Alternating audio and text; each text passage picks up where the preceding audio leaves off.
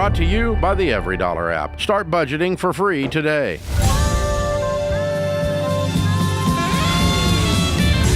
Live from the headquarters of Ramsey Solutions, it's The Ramsey Show, where we help people build wealth, do work that they love, and create actual amazing relationships. Dr. John Delony, Ramsey personality, best-selling author of the book Building a Non-Anxious Life, host of the most popular Dr. John Delony show on Ramsey Networks. You can hear him there all the time. PhD in counseling. He's my co-host today. Open phones at 888-825-5225. Jenna, starts this hour off in Spokane, Washington. Hi, Jenna. How are you? Hi, Mr. Dave Ramsey. Hey, what's up? So my situation's a bit complicated. So 2 years ago today, my husband and I got married. Congratulations. We are both, thank you. We are both 23 years old and recently graduated from college. And we're on baby step 2, trying to pay off our student loan debt. And so with that in mind, my father-in-law and my mother-in-law have both divorced recently, and my father-in-law has remarried. And during that divorce, he took over the Parent Plus loan that was my husband's for school. And so originally I had a problem being worried about my financial future, our financial future, being in his hands because we have gone non-contact with him for being kind of a toxic person to be around, and specifically related to money. He likes to try and buy people's love. And so really my question is, how can we protect ourselves, our assets, our financial future from my toxic father-in-law? And I'm aware that the Parent Plus loan is now not legally binding to us, so it's kind of his loan now, but I'm still concerned he's going to use that as an emotional... Only if you let him. Yeah, you want your cake and you want to... Okay, so he's gone non-contact, and he has a loan in his name. I think he has a problem. Why would you invite the problem into your house? Oh, we're not trying to. Okay, then don't. Yeah, don't take his money. Don't ever take his money and go on about your life. Okay. If you want to take his money... Now, has your husband promised to pay this loan? That's not... Okay, that's the confusing part for me because they never really had an agreement on that. I didn't ask if they had a written agreement. I asked if your husband had promised to pay it. It's a yes or no answer. Did he or did he not? No, sir. He did not? I don't believe so. Okay, ask him that. Because if he did, he needs to be a man of his word, regardless of if his father is scum. Mm-hmm. Because it says more about him than it does his dad. So, but technically, legally, there's no destruction of your finances by your father-in-law being in debt. Unless you choose to let him manipulate you. But that's your choice. Yes, sir. There's no way he can destroy you unless you say, please come and destroy me. Yeah, what are you worried that he's going to do? Any number of things, really. Like, you keep saying that, but I want you to be specific. I want you to name your fears. It's a very vague set of villains here. What are you specifically worried he's going to do? I am worried that my husband will never be able to have a relationship with his father. Okay, that's different. Again. That's different. That's different than destroying your finances. Well, it's kind of a combo question. No, it's not. No, it's not.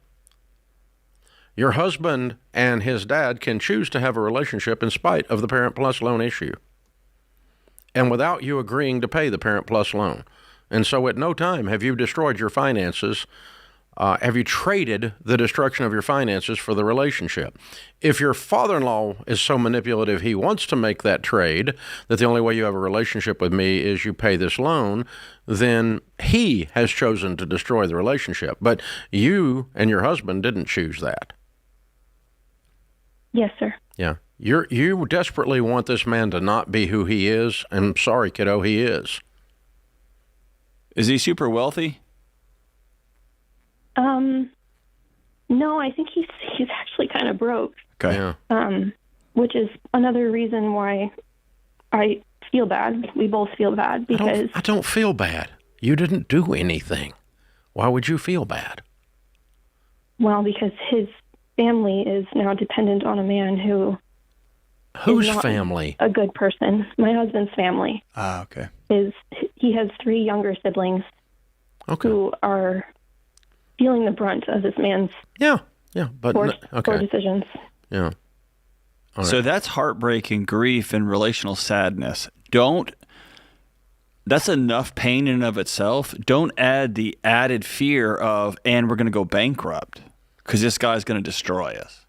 Y'all are fine. How do I keep my father-in-law from destroying us? Yeah. That's a ridiculous question. He has absolutely no power to destroy you.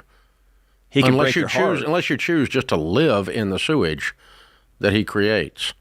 Instead, you can just stand back and watch this thing and be sad about it. It's kind of sad. There's young children being affected, but you didn't cause any of it, and your husband didn't cause any of it.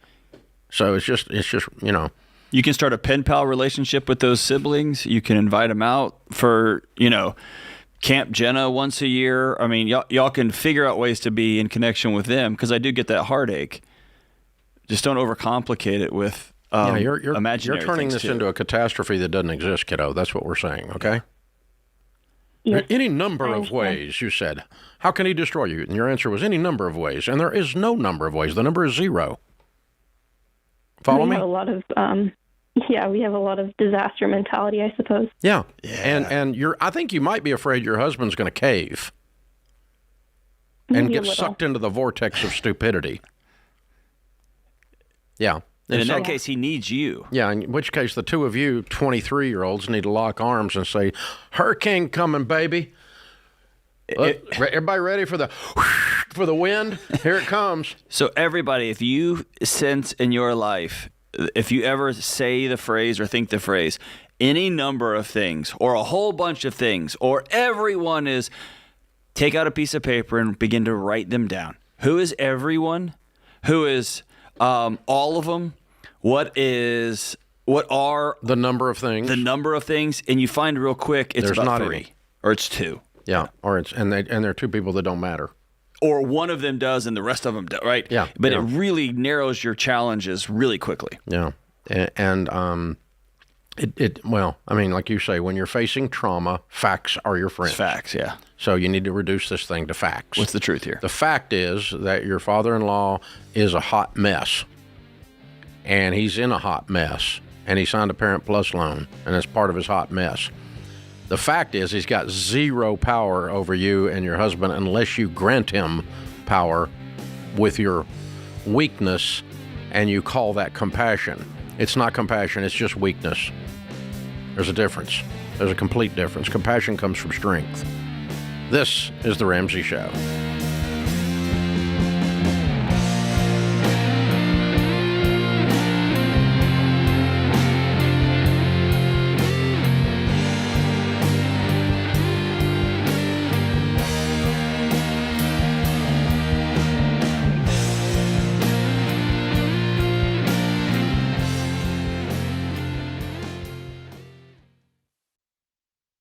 Your home is probably the biggest purchase you'll ever make. And with the real estate market like it is now, you'll need a mortgage company you can trust. That's Churchill Mortgage. You guys, buying a home is not a button push. It's a process. It takes building a relationship with an expert who will dig into the details and give you peace of mind without busting your budget. Churchill is one of the highest rated lenders in the country. And they're Ramsey trusted because they do what's right for you. Go to churchillmortgage.com to get started.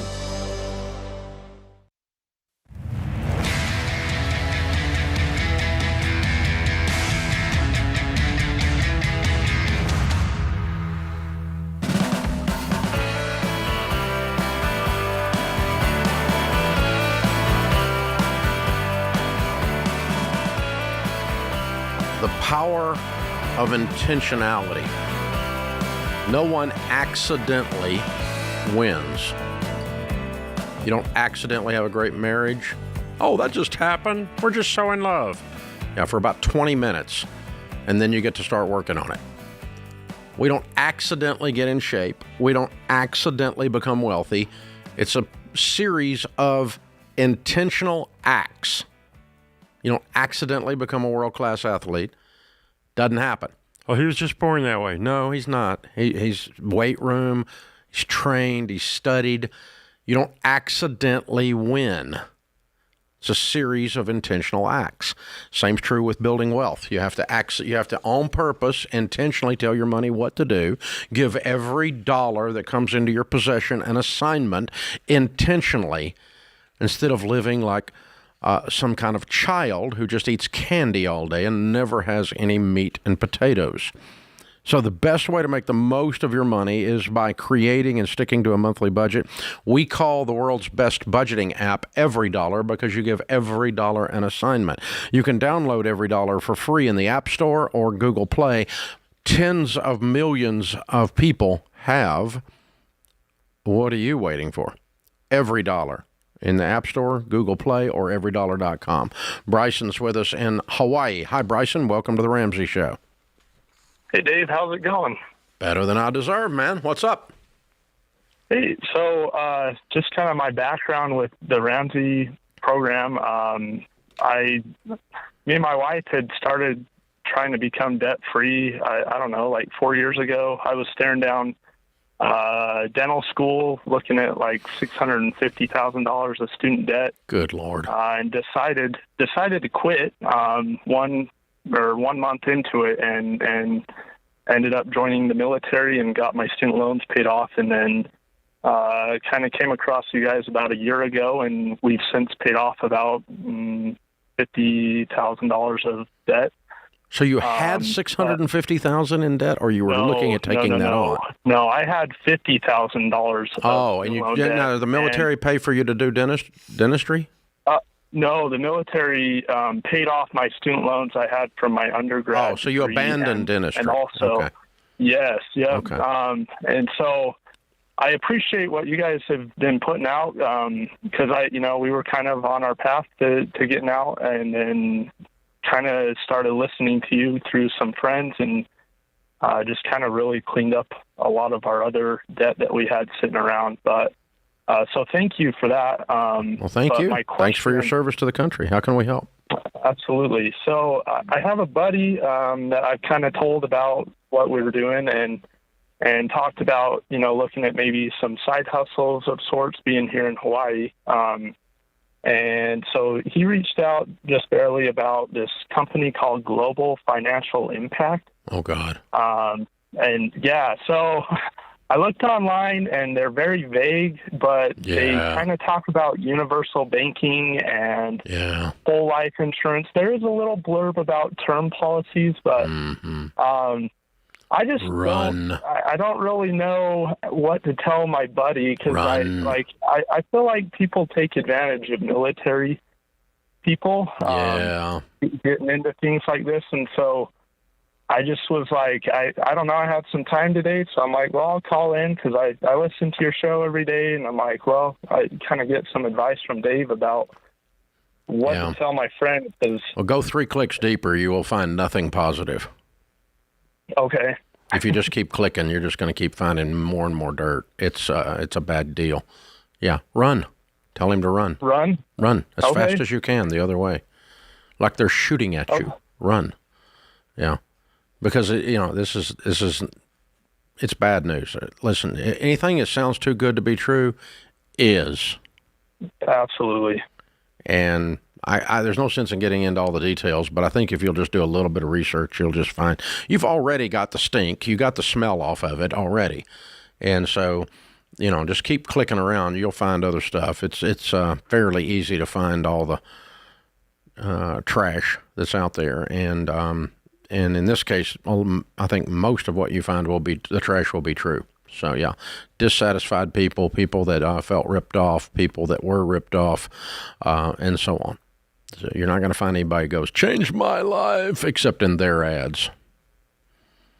So that's your key right there. And so a lot of good side hustles you can do without getting involved in that kind of stuff. Man, wow. Yeah, and if it's your buddy and you're worried about how to tell your buddy, I don't know, Dave, with me and my closest friends, we have a pretty straightforward relationship that they've got permission in my life to say, hey, Delony, you're about to do something real stupid. Don't do that. Mm-hmm. And I have learned the hard way over the years that when one of my friends calls me and says that, I'm probably not seeing something the right way. Mm-hmm. And it's at least worth me taking a look. And so I think this is one of those moments, Bryson, that you call your buddy aside and say, hey, I'm just telling you because I love you. You're about to do something really stupid. Please don't do that. Or give me 6 months on the Ramsey plan. Give me 6 months. Don't do anything. But I love you enough to just try to stand in front of you and yell, hey, bridge is out. Stop driving. Yeah. And at the end of the day, your friend's going to do what your friend's going to do.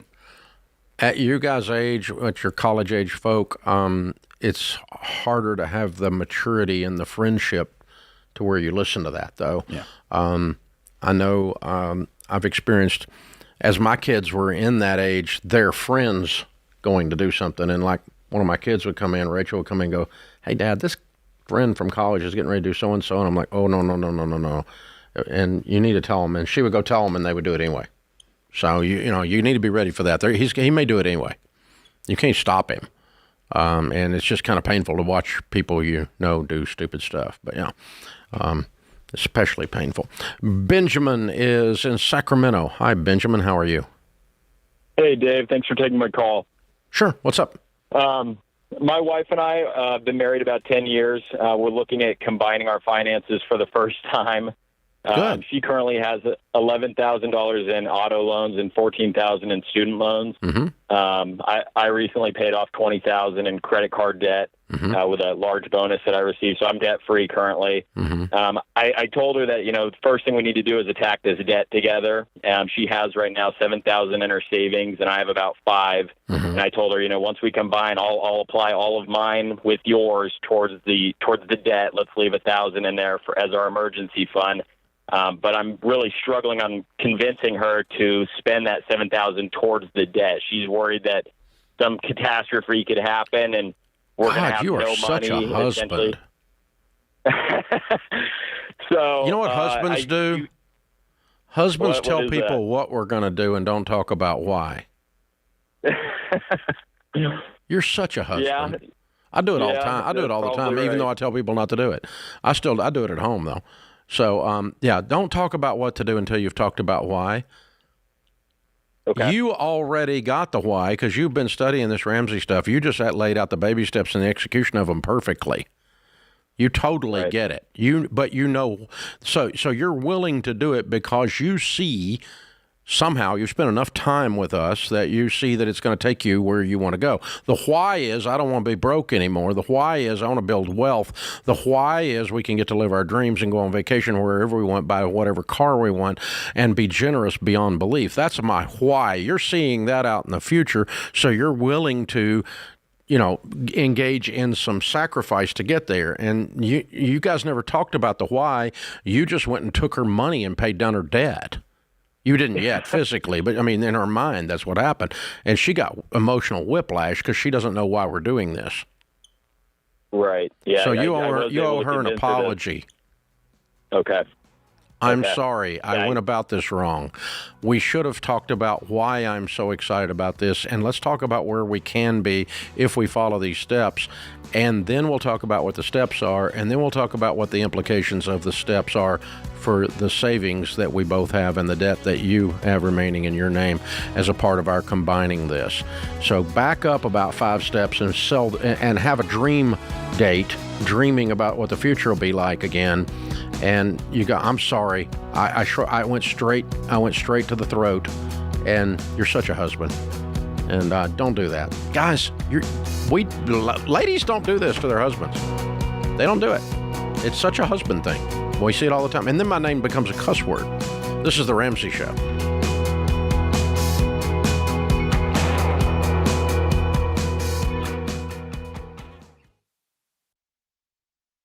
I've been doing this show for over 30 years, and some of the saddest calls I've taken are from situations that are completely preventable.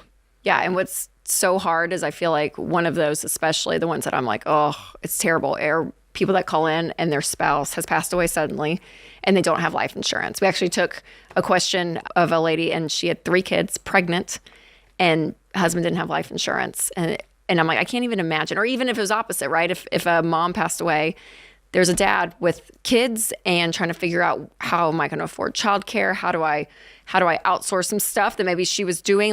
And it just takes the grief and the sadness of something like a sudden death to a whole new level. Like when you have to think through, how am I going to pay my bills? How am I going to eat next week? Yeah, in the middle of all that grief. Like it's terrible. And so life insurance is the one thing, especially as a mom with 3 little kids, that I'm like so big on for people to get because it's inexpensive. Xander is the place that Winston and I actually get all of our life insurance.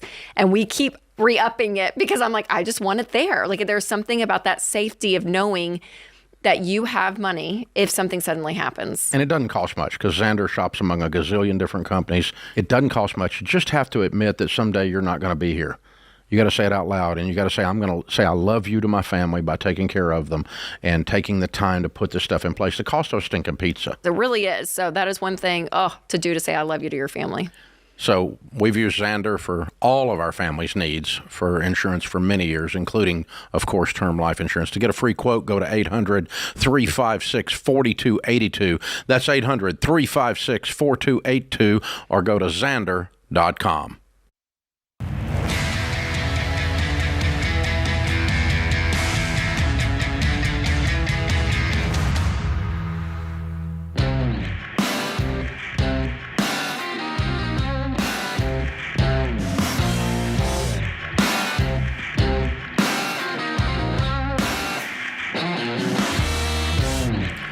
Dr. John Delony, Ramsey Personality, is my co-host today. Open phones at 888-825-5225. Thanks for hanging out with us, America. We're glad you're here. Daniel is in Richmond, Virginia. Hi, Daniel. How are you? I'm doing well, sir. How are you? Better than I deserve. What's up? I was calling because I have a vehicle that basically, between the payment and the insurance, is about $900, and I'm not really good with finances in the slightest, and I'm trying to figure out what the next best step is to kind of get out of it. Basically, I'm basically under it as well. I'm definitely not going to be able to get out of it what I paid for certain, and the payments are basically really, really weighing it down. Okay. What do you owe on the car? I think the remaining balance is about $25,000 to $26,000. Where'd you get that figure? That's based off of the buyout from the loan company that I use. Okay. Is it a lease? Yes, sir. Okay. So the early buyout, they told you, they didn't give you an actual figure. But no, sir. It was just about, it was about 25 is from what they kind of roughly get into me. Yeah. Okay. All right. Give them an email or a phone call and tell them you need in writing what the buyout is this month. Okay. Okay. Then we know what we're dealing with. You said you think it's around 25. Is that what you said? Yes, sir. Okay. And what do you think the car is worth? Anywhere from 16 to high, like I saw in Kelly Blue Books, anywhere from 16 to 17.5. Is that trade-in or private sale? That was private sale. Okay. How long have you had the car? 2 years now. Okay. And what'd you pay for it? I believe it came out to $31,000. Okay. How long a lease is this? It was 84, I believe, is what it was. Yeah. So how old are you? 22? Feel like it, but I'm 28. Oh, okay. Yeah. All right. What do you make? I make about $54 a year. Okay. So rough take home's about $3,000. There's a little bit more with the car. I had to get a co-signer on it as well when it all kind of came about. So I've been trying to figure out the best way to kind of get past all of it. So take home after everything is roughly about $3,000 a month. Okay, you must be getting a big tax refund, or you're taking a bunch of stuff out of your check. Yeah, it's a bunch of stuff. I somehow seem to be owing every once in a while. But between taxes and health insurance, it's about 32, give or take, 31 to 32. That's only $36,000. You should be getting home with a lot more than that on a 54 income. Something's wrong with your math. So you need to investigate why you're not getting home with more money and understand that. And if there's some things you can cancel there, like if you got a bunch of rip-off insurance or something that's not your health insurance at work, then getting nickeled and dimed. And if you're getting a tax refund, you need to change your withholding, and I think you probably are. So did you get a tax refund last year? No, sir. You did not? Well, it was federally, I think I got about $100. Have you got money going into your 401k? No, sir. Okay.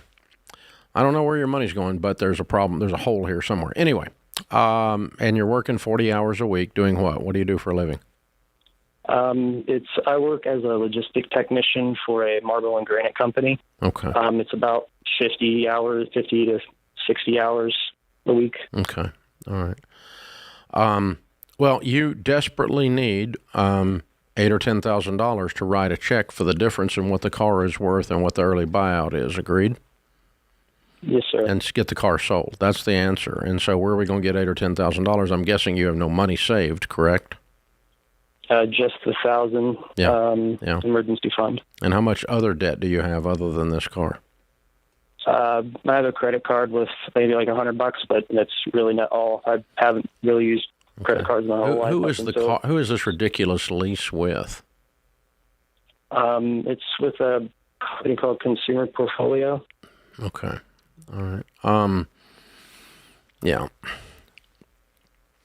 Okay. Your desperation for a car, whatever created the desperation, I don't know, caused you to get screwed and get a cosigner in the process of getting screwed because you've got a horrible loan. And you just bought a car and desperately wanted that car for some reason, so you're willing to do whatever because you're dealing with a subprime lender, and they pulled in a cosigner, and you probably paid too much for this car, it sounds like, on top of all that. And so, and all of that was because they saw you coming, and you had that stink on you of desperation or impulse or immaturity or something. I don't know, but something led you into a really, really bad car deal, and you made all the decisions. So that makes it that much harder to get out of this. So learn your lessons from it. The good news is you learn it at 28. You don't have to do it again, right? Yes, sir. So when I was your age, I was going bankrupt because I was an idiot. So I got you beat. You just did a bad car deal. I lost everything.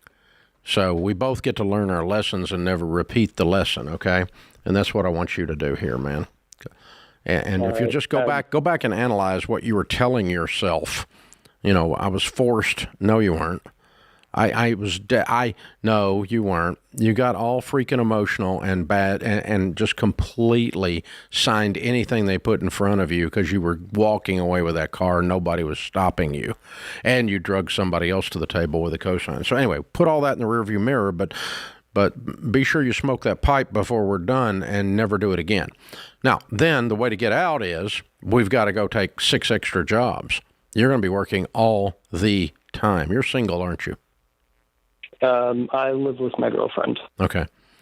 You're not going to be home much. You're going to be working a lot, doing anything that will pay you good money that is moral and ethical. I want you to go bananas for a short period of time, a couple of grand a month extra income coming in, and in 3 or 4 months have the money saved up to write a check for the difference to sell this stupid butt car and go buy you a $5,000 car for cash and drive it until you can save up the money to get a better car because you don't have a $900 payment going out. and check and see if they put an extended warranty on this. If they did, cancel it, and that'll give you a credit back towards the balance as well.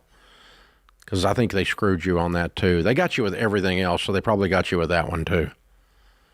And so, yeah, cancel that. That might be a couple grand off that balance in there as well. And check your take-home pay. Something's wrong with it. We need to get home with more money.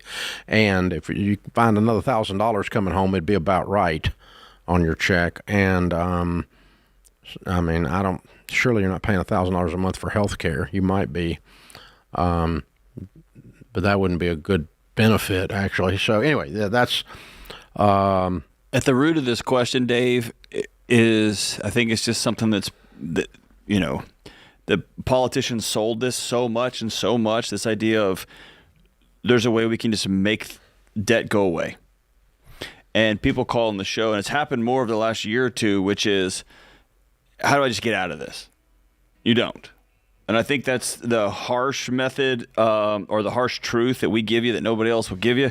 There's not a hack around this. It's just straight through it. It is 6 jobs for 6 months and not going home and not going on dates and working and saving this money up and paying this thing off. Yeah, and there's no shortcut. There's no shortcuts. You have dug a pretty substantial hole, and you need to get some shovels. If anybody sends you an email, any other programs, a special, hey, you know what, they can't. They're lying to you. There's one way through this, and that's to earn the money and pay this stupid stuff off. And there's not an app you can put on your smartphone that makes this work.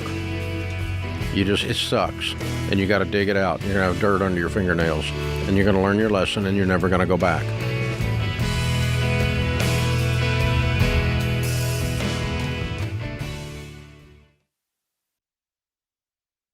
You know, it doesn't take a degree in statistics to realize that this one stinks. 93% of undergraduate private student loans are co-signed. So when you're delinquent and drowning in private student loan debt, mom or dad or Uncle Joe is stuck in that financial stress along with you. But there is a way out.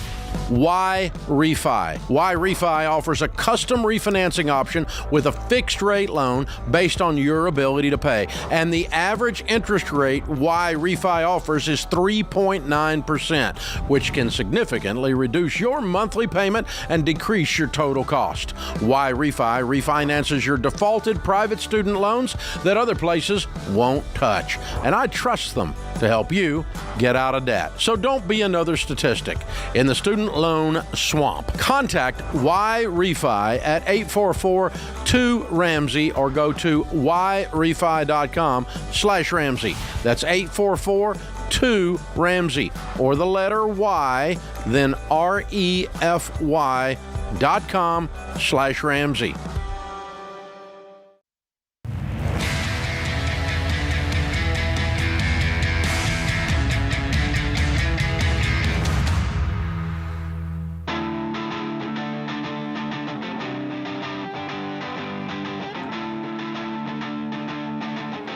Dr. John Delony, Ramsey personality, #1 best-selling author, is my co-host today. Angela is in Roanoke, Virginia. Hi, Angela. How are you? Hi, Mr. Ramsey. I'm doing just fine. Good. How can we help?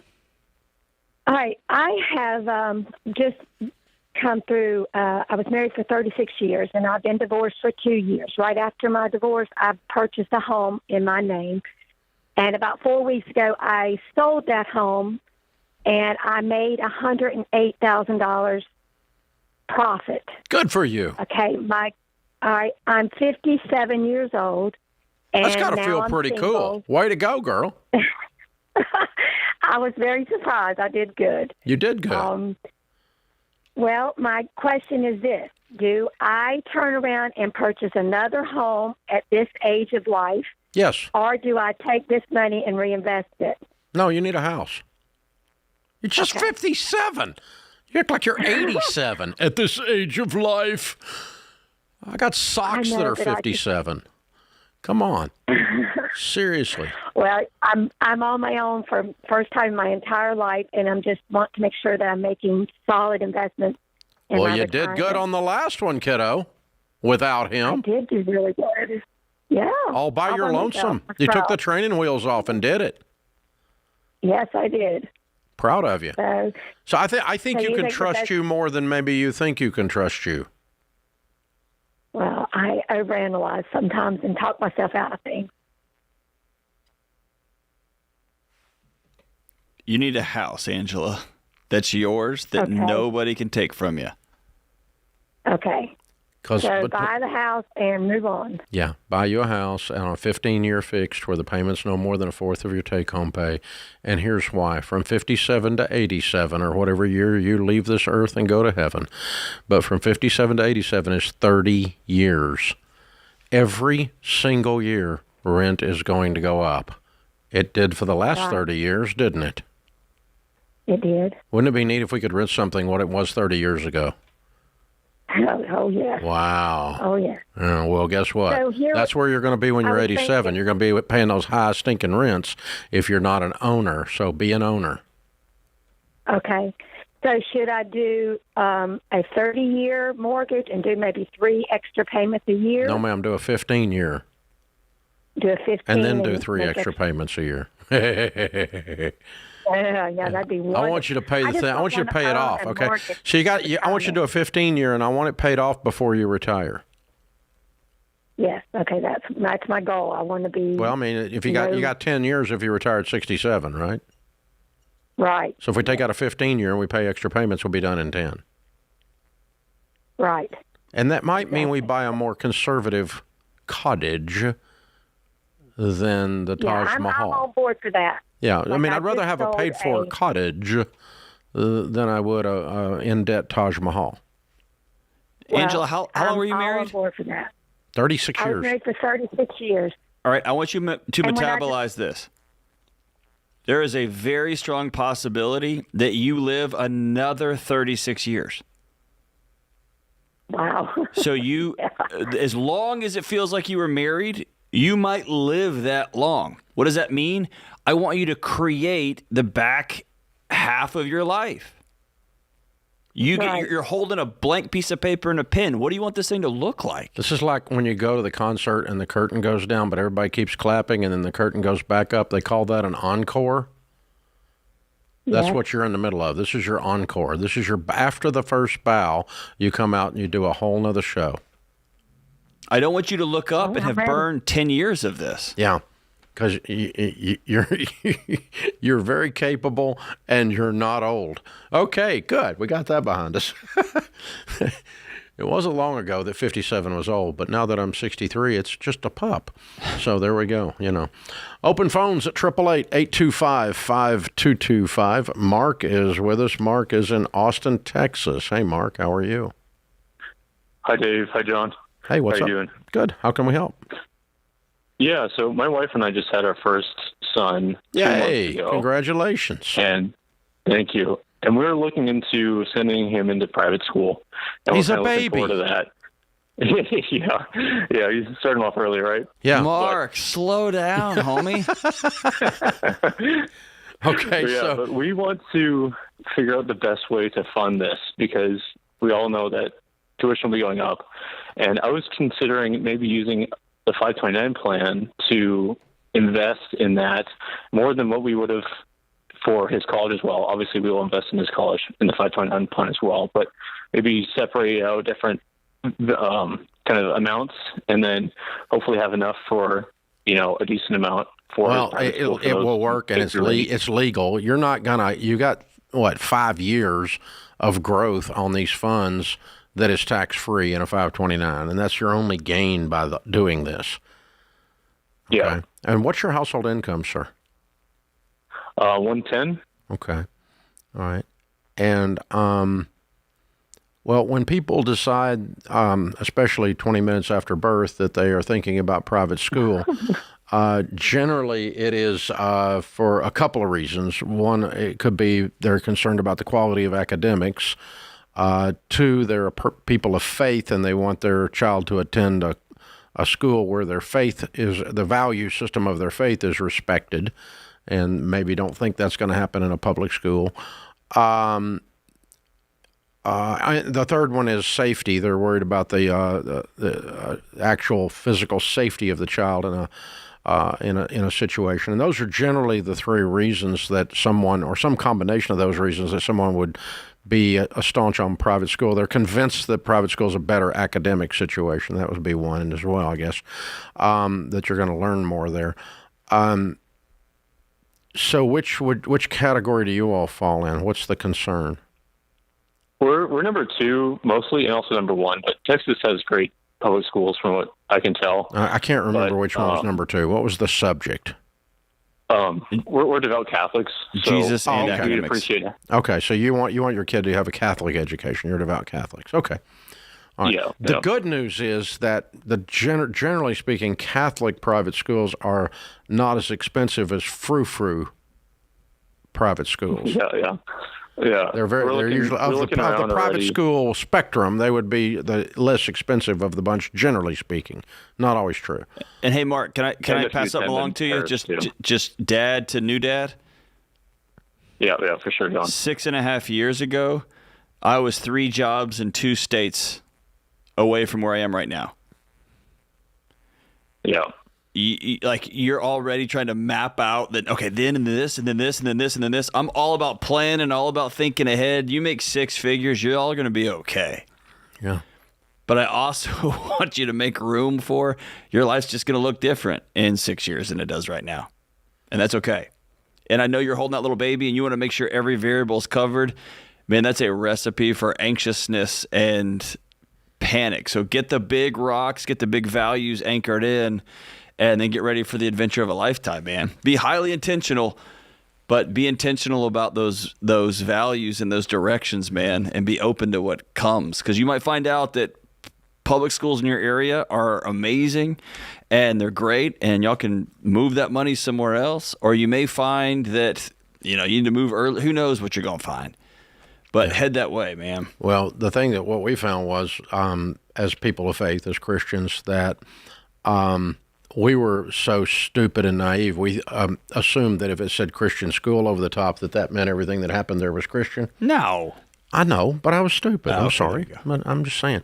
And if you think everything that happens in a Catholic school has anything to do with Jesus, you're real confused. So, because it's not. So there's all kinds of stuff happens in all these schools. So what I learned the hard way early in our children's education process was that it's actually up to us. It's our job. Yeah. It's my job to make sure that they hold those values. It's my job to do this. And if I let someone else do that job, it's done poorly or not at all. Or it's perpendicular to what I believe, accidentally. And so, it's my job to make sure you're learning to read. I know it's the teacher's job to teach them to read, but I better make sure that you're learning to read because I'm the dad. This is The Ramsey Show.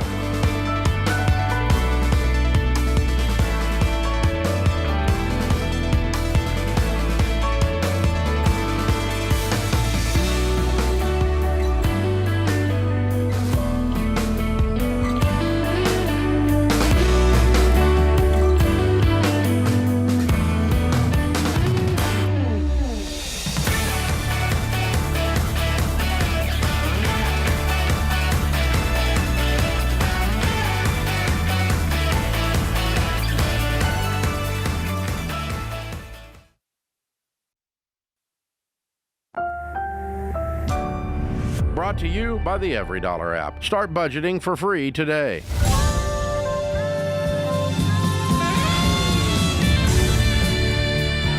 Live from the headquarters of Ramsey Solutions, it's the Ramsey Show, where we help people build wealth, do work that they love, and create actual amazing relationships. Dr. John Delony, Ramsey personality, #1 best-selling author and host of the Dr. John Delony Show on the Ramsey Networks. He's my co-host today. We're taking your calls at 888-825-5225. Dave is with us in Cincinnati. Hi, Dave. Welcome to the Ramsey Show. Hi, Dave and John. I'm a long-time listener, and it's an honor to talk to both of you guys today. Thanks for taking my call. Sure. How can we help? I am at this season of life. I'm looking at 63 years old and looking at retiring here in the next couple of months. and I'm doing a global assessment of my finances. I'm currently, after slugging it out for all my career, I'm currently under management, professional management with one of the big name outfits. They're managing about $5.6 million at a 1% fee. And when I look at the next 25 years as I begin retirement, that comes up to a substantial amount of future fees that I'd be looking at, probably, in excess of 1.4 million in fees, not including the time value of money.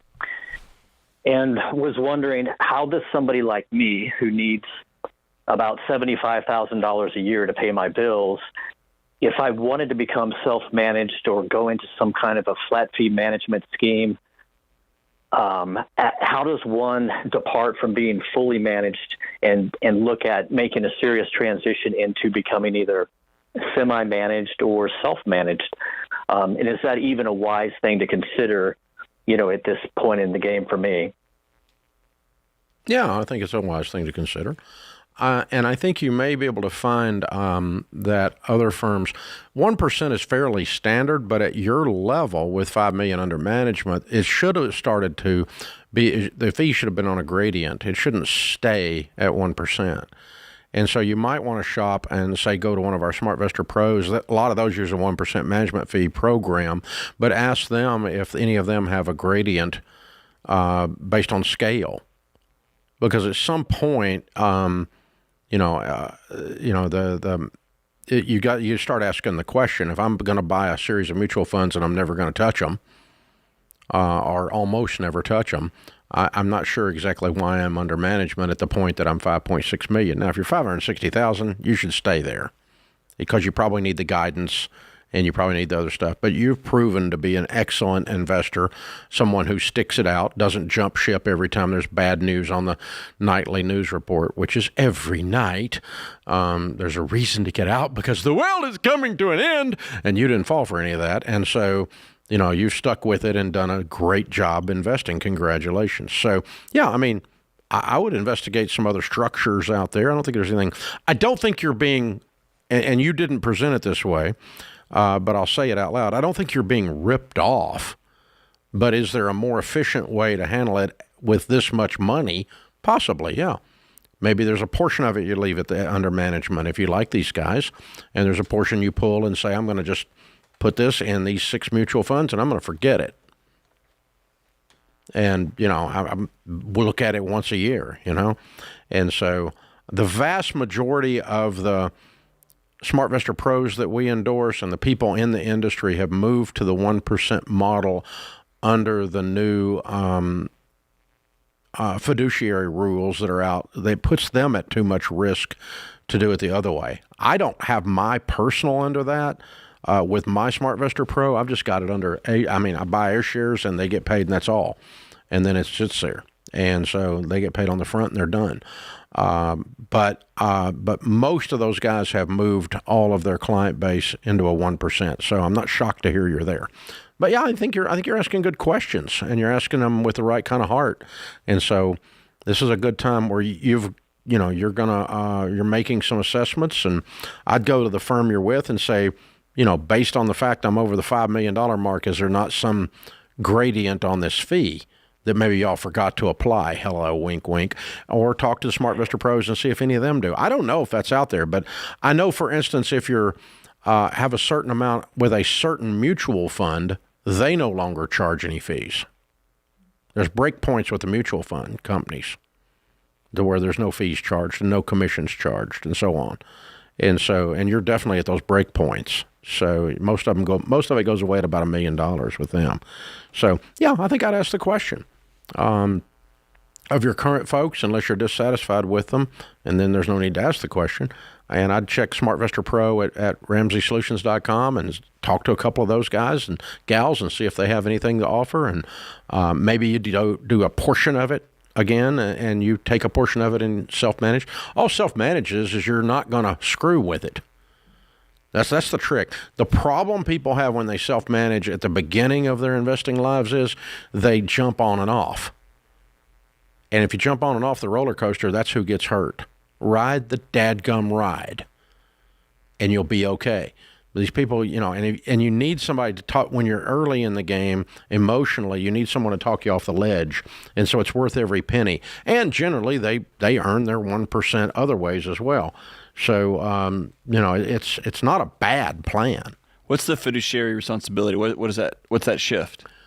Well, under the Obama administration, they pushed this stuff through, and it's bogus in my mind, but it's still become the regs.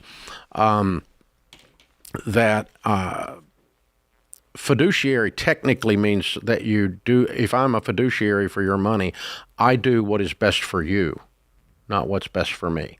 That's what fiduciary technically means. And you could be a fiduciary regardless of how you're paid. You just have to do what's right for the customer, not what's right for your home pocketbook. Look out for the customer first. So a real estate agent that gets paid a commission is technically a fiduciary, but they have a conflict of interest because they're getting paid a commission. So in the investing world, the Obama administration pushed these regs through that said that anyone who's paid a commission is not a fiduciary. But if you're paid if you're paid a commission on 5 3/4% on a mutual fund, that's a straight commission on an A share, and then that's it. You never get paid again. But they manage your money for you, and that's how the old SmartVestor pros all ran it back in the day. But if you do that now, you're liable if they want to sue you for something. If you want to get rid of the liability, you put it under one. If you're one of the investment brokers, you put all the customers in a 1%, and you call yourself a fiduciary. Were there instances of individual investors who funneled their clients into these packages that had bigger returns for them that might not have been the best product? Or what was the... Well, that was always the auspices, that no one who's paid a commission can do the right thing for the customer. That's the absurdity. But that's stupid, because that's absurd. If I'm getting paid a commission, I want to continue to do right by you, so I can keep your business. Again, it's the Obama administration, and it was bullcrap. Yeah. It was supposedly in the name of the consumer, but it really... Well, now the consumer's going to lose more money over the long haul. Hello. That's how that works. Wow. Yeah, that's exactly what happened. So we're helping the consumer. We're going to make sure that they get charged more. That's really what it came down to. So, yeah, that's what Dave is discovering right here. Exactly. This is The Ramsey Show.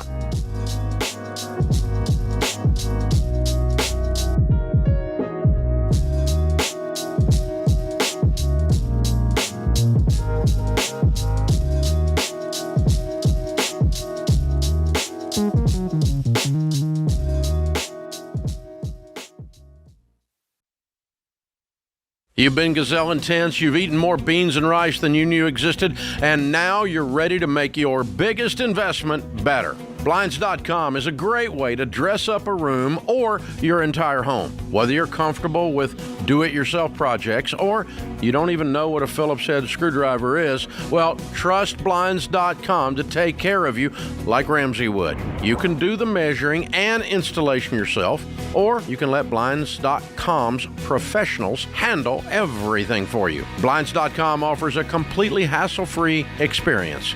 Count on them to deliver stylish window treatments from premium brands without the premium markup. You'll never have to deal with pushy salespeople in your home just to get a quote. But you can count on free shipping, free samples, and a 100% satisfaction guarantee so that you can rest easy. That's why we've recommended Blinds.com for over 10 years. Get 50% off site-wide for a limited time at Blinds.com. That's Blinds.com. Rules and restrictions may apply.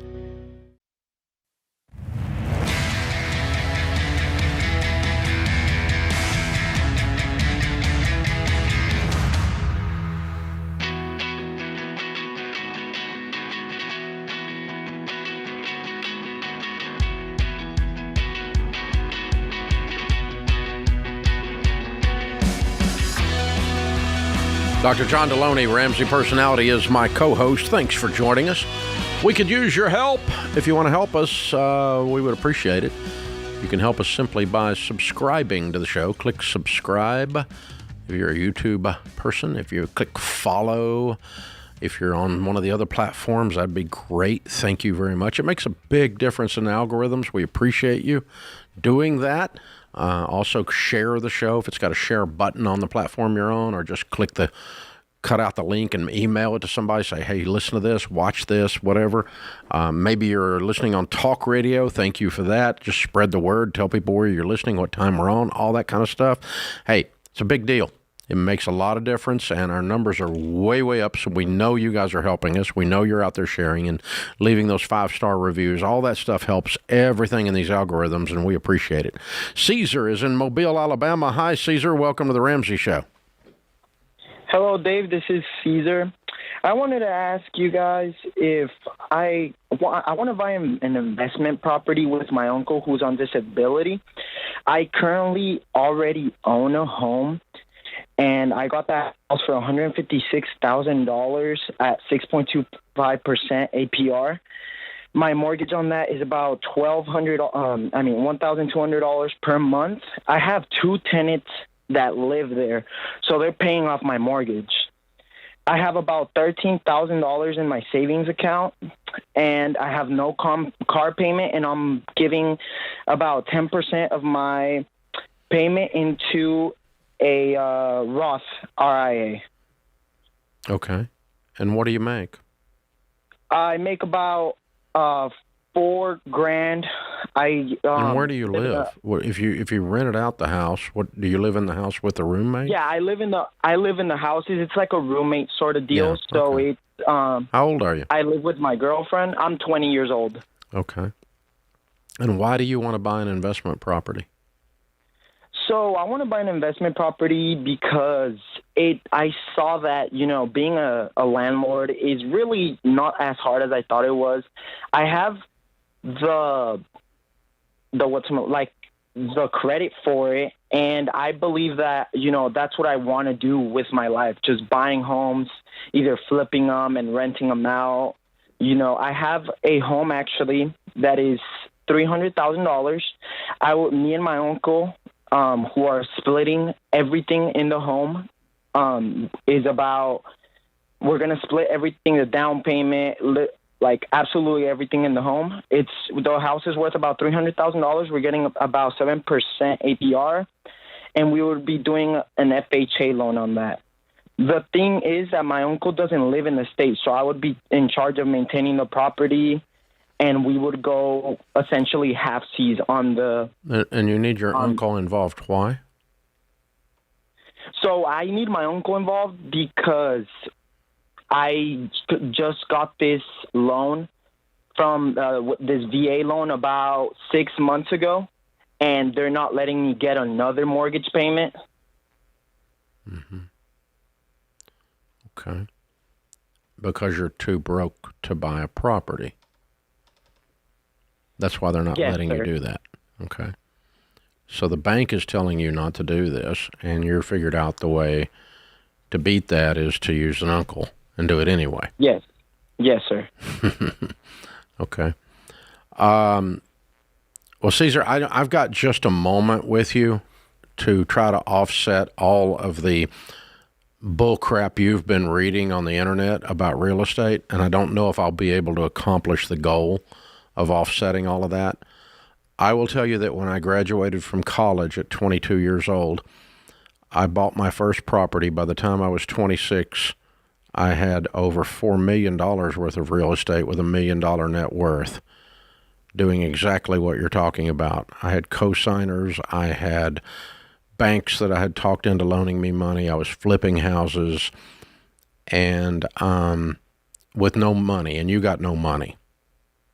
And I was buying property basically with no money. And so I was leveraged up to my eyeballs. One of the banks got scared and got sold to another bank, and they looked down and said, there's a kid in his 20s that owes us over $1 million. And they called the notes on the flips that I was doing. They were 90-day notes, and they called the flip notes. It was $1.2 million. And I had 90 days to come up with $1.2 million. I spent the next 2.5 years of my life losing everything I owned, getting sued, getting foreclosed on, and finally, with a brand new baby, a toddler, and a marriage hanging on by a thread, I was bankrupt. That's my story. Okay? That guy that did that now owns me several $100 million worth of real estate. I recovered in my 30s and 40s and 50s. I'm sitting in one building that's worth over $600 million right now, and it's debt-free. Okay? So just to give you an idea that this can be done. But I never borrowed money again, and I never took on another cosigner because those two things caused me tremendous trouble. And everybody that I knew that did the type of real estate deals that you're doing, all of my friends in that business were broke too. The only ones that were survived were the ones that got out of debt.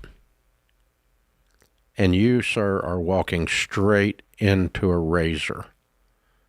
And I'm going to beg you not to buy this house. I want you to own real estate, and I want you to be good at it later. I want you to take your time and pay cash for the next little property you buy.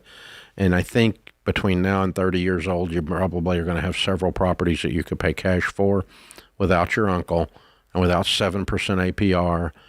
And just because you can manage 3 roommates doesn't mean you know how to manage tenants yet. That's a bit of a leap. They're a little different. And I've managed tenants for 40 years. Believe me, I know. And the idea that the tenant is paying for your house is internet crap because you're paying for your house and you got some tenants. You will find out that the tenant is not paying for your house when one of them doesn't pay. That's when you'll discover that real estate is not passive at all. It's very active. So I love real estate. I own a bunch of it. I'd love for you to own a bunch of it, but I'd also love for you to avoid a nightmare. And I don't know if there's any chance that I talked you out of it because you were completely in. It almost sounds like you've already done the deal and then called me back to bless it. And I'm not going to. If you did that deal, I wish you didn't because you set yourself up for problems. You set your uncle up for problems. You set up relationships for problems. You're living on the edge, and you don't even know it. You don't even feel it. You've not assessed the risk that you're under correctly. You've taken on way more risk than your heart is grasping. Or you're about to. Please don't. Just take your time. Every time I read the book, The Tortoise and the Hare, the tortoise wins. So be the tortoise. That's about all I got, John. Yeah. And again, if that doesn't give you pause, then nothing's going to give you pause. You mentioned this at the very end there. This is a surefire way to implode family relationships as well. Yeah, because it's not going to work out. It won't work out, number one. And the uncle's on disability, for God's sakes. And he's in another state. And so when this doesn't work out... Trying to help his little nephew out. But the uncle's brother, his dad's going to call and say, you need to do this, and grandmother's going to call, and mom's going to call, and now you're not going to be able to go to Thanksgiving, you're not going to be able to go to Christmas. Everyone always enters into these things only considering the upside, and nobody understands the risk profile. Man, spend your life studying risk, and that's where the fulcrum always has to equilibrium. I used to say it wrong. There's always another side to the fulcrum. Let me say it that way. Yeah. And nobody takes that into consideration when you get starry-eyed, man. Yeah. Go take a cold shower, son. You got house fever. Yeah. Slow your butt down. That's what I would tell you. Yeah. You made the mistake of calling and asking for my opinion, which I'm 100% of the time going to give you. I'm an expert on my opinion, and I love you, and so I'm going to tell you the truth. This is The Ramsey Show.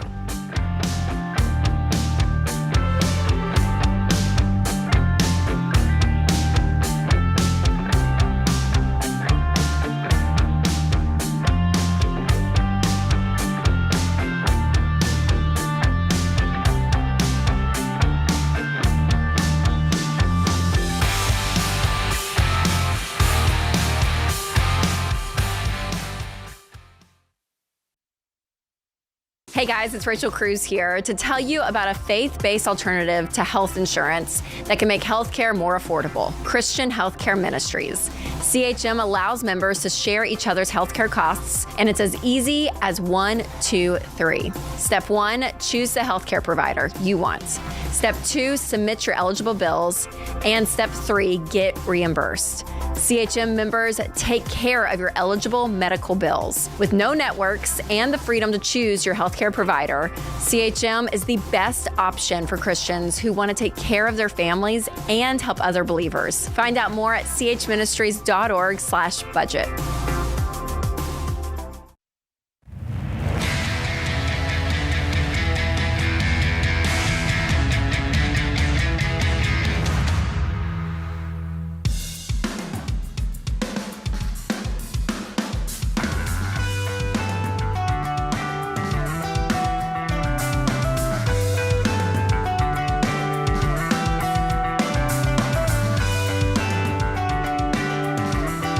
Dr. John Delony, Ramsey Personality, is my co-host today. Thank you for joining us, America. We're glad you're here. Buffalo, New York is next. Hicks is on the line. Hi, Hicks. How are you?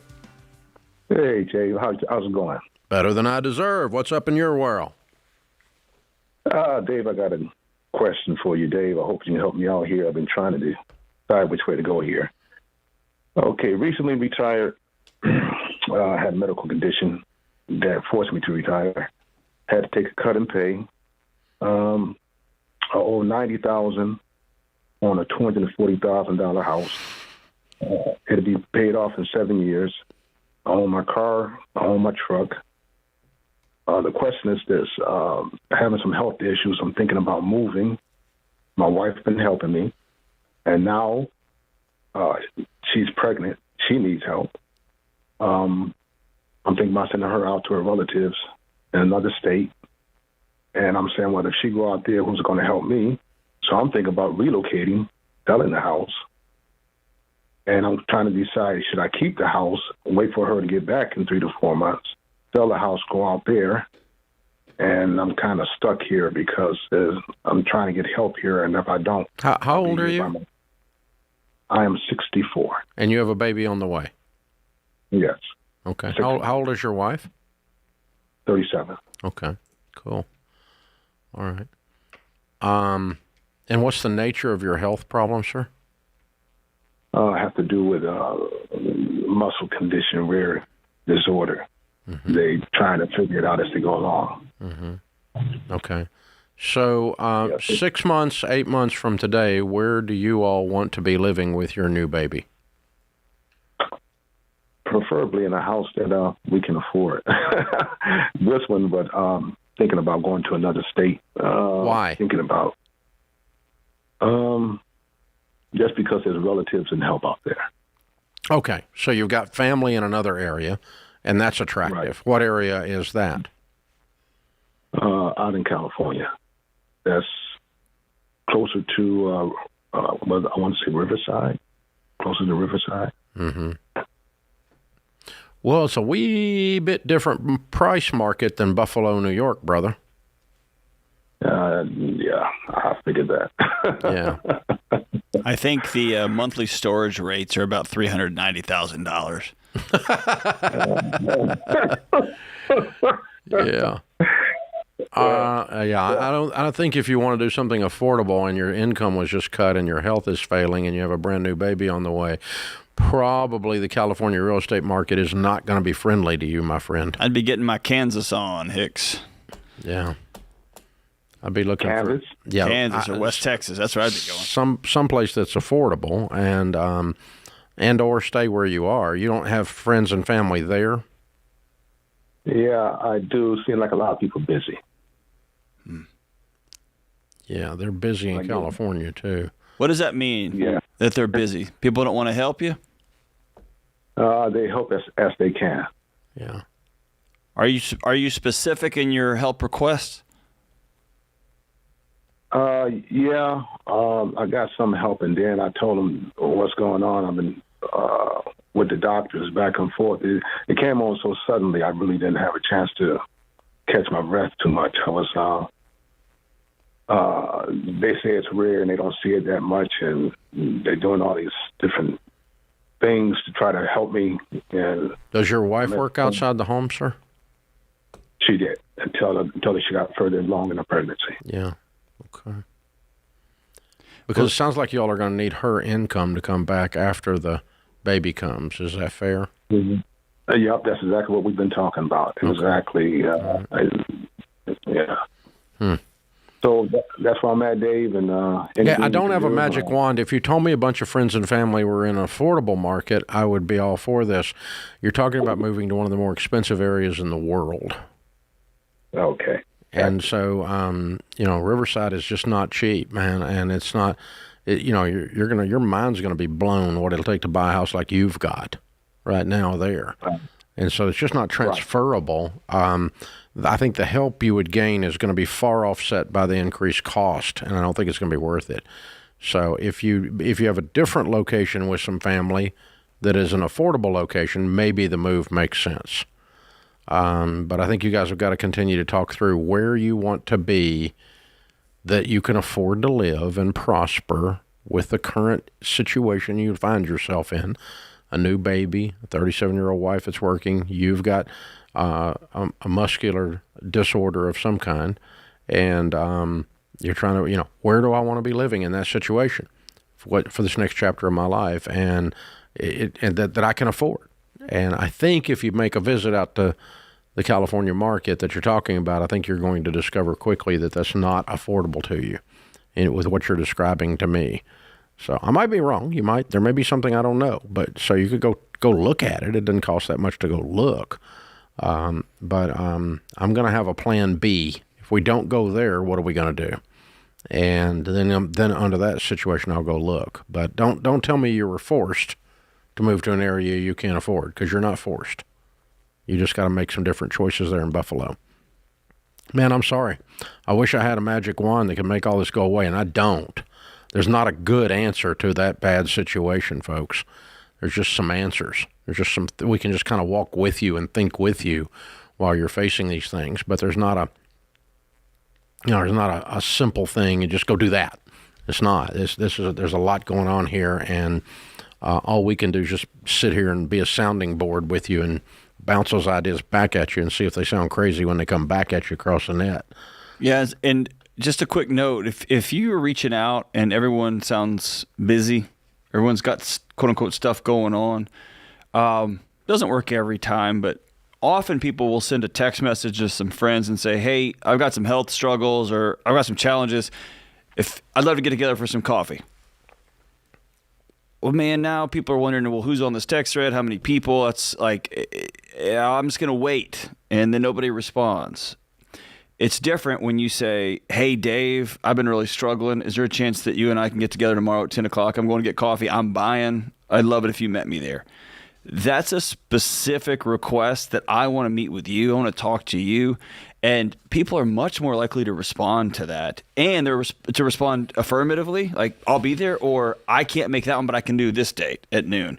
And so instead of just throwing these vague grenade balloons that just kind of loft out over, be specific, and risk some people saying, I can't show up for you. Yeah, listen, I need to ride the doctor tomorrow. Can you help me? Can you pick me up at 7 o'clock? Yeah. That's right. I'll cover the gap. I got a doctor's appointment at 8. Can be specific. Yeah. That, boom. People will say yes or no. Yes or no. That's right. And by the way, you got to be okay with their no if they're busy. That's okay. But at least you know. That's right. But you're more likely to get it. Now, I can't do that, but I can get, cousin Judy to come do it. Or I got $10 for. I got your Uber tomorrow. Great. I'll cover your Uber. Yeah, that's right. That's it. That's the way you work it. Yeah, very specific in the thing. Because when I hear, I've got a friend in the hospital right this second, and when I'm talking to her husband back and forth, and I'm like, okay, well, what can we do to help? How can we help you? I mean, how can we serve you? You want to share and make you dinner? I mean, can we come over? Do you want? No. Okay. I start having to suggest, and of course that's okay. I don't mind that. I'm not complaining, but I'm saying. But that's a close friend. If it's just this vague kind of out there, and even then, sometimes when it's kind of that vague, I'll say, me and Sheila are bringing dinner tomorrow. We're going to be there at 6 o'clock. If that doesn't work for you, you got to let me know. Yeah. And then sometimes they'll go, all right, thank God. Yeah. And then sometimes they'll say, well, we got 4 other dinners. Tomorrow night's not a good day, but I'm going to be specific. That's exactly what Sharon did. Yeah, that's exactly how that works. Good. That's a good call out. Good call out. So, Hicks, the people that are busy around you, you might get more help if you're specific, is John's point, if you're there in Buffalo. This is The Ramsey Show.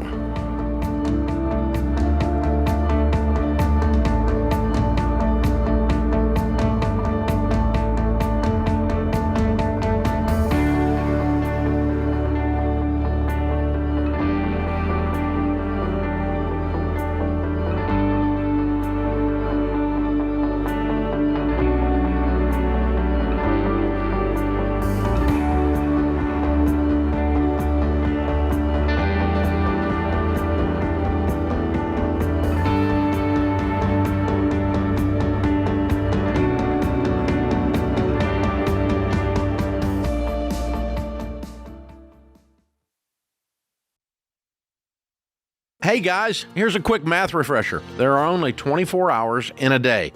So you and your team need to streamline time-consuming tasks to focus on the activities that actually make money. Smart businesses are realizing that to reduce headaches as they scale, they need NetSuite by Oracle. NetSuite is the #1 cloud financial system, bringing accounting, financial management, inventory, and HR into one platform. With NetSuite, you reduce IT costs because NetSuite is cloud-based. You cut the cost of maintaining multiple systems because you've got one source of truth. And you improve efficiency by bringing all your major business processes into one platform, slashing manual tasks and errors. So join the 37,000 plus companies, including Ramsey Solutions, that have done the math and are boosting their efficiency with NetSuite. And right now, download NetSuite's popular KPI checklist designed to drive the right behaviors for your business absolutely free at netsuite.com/Ramsey.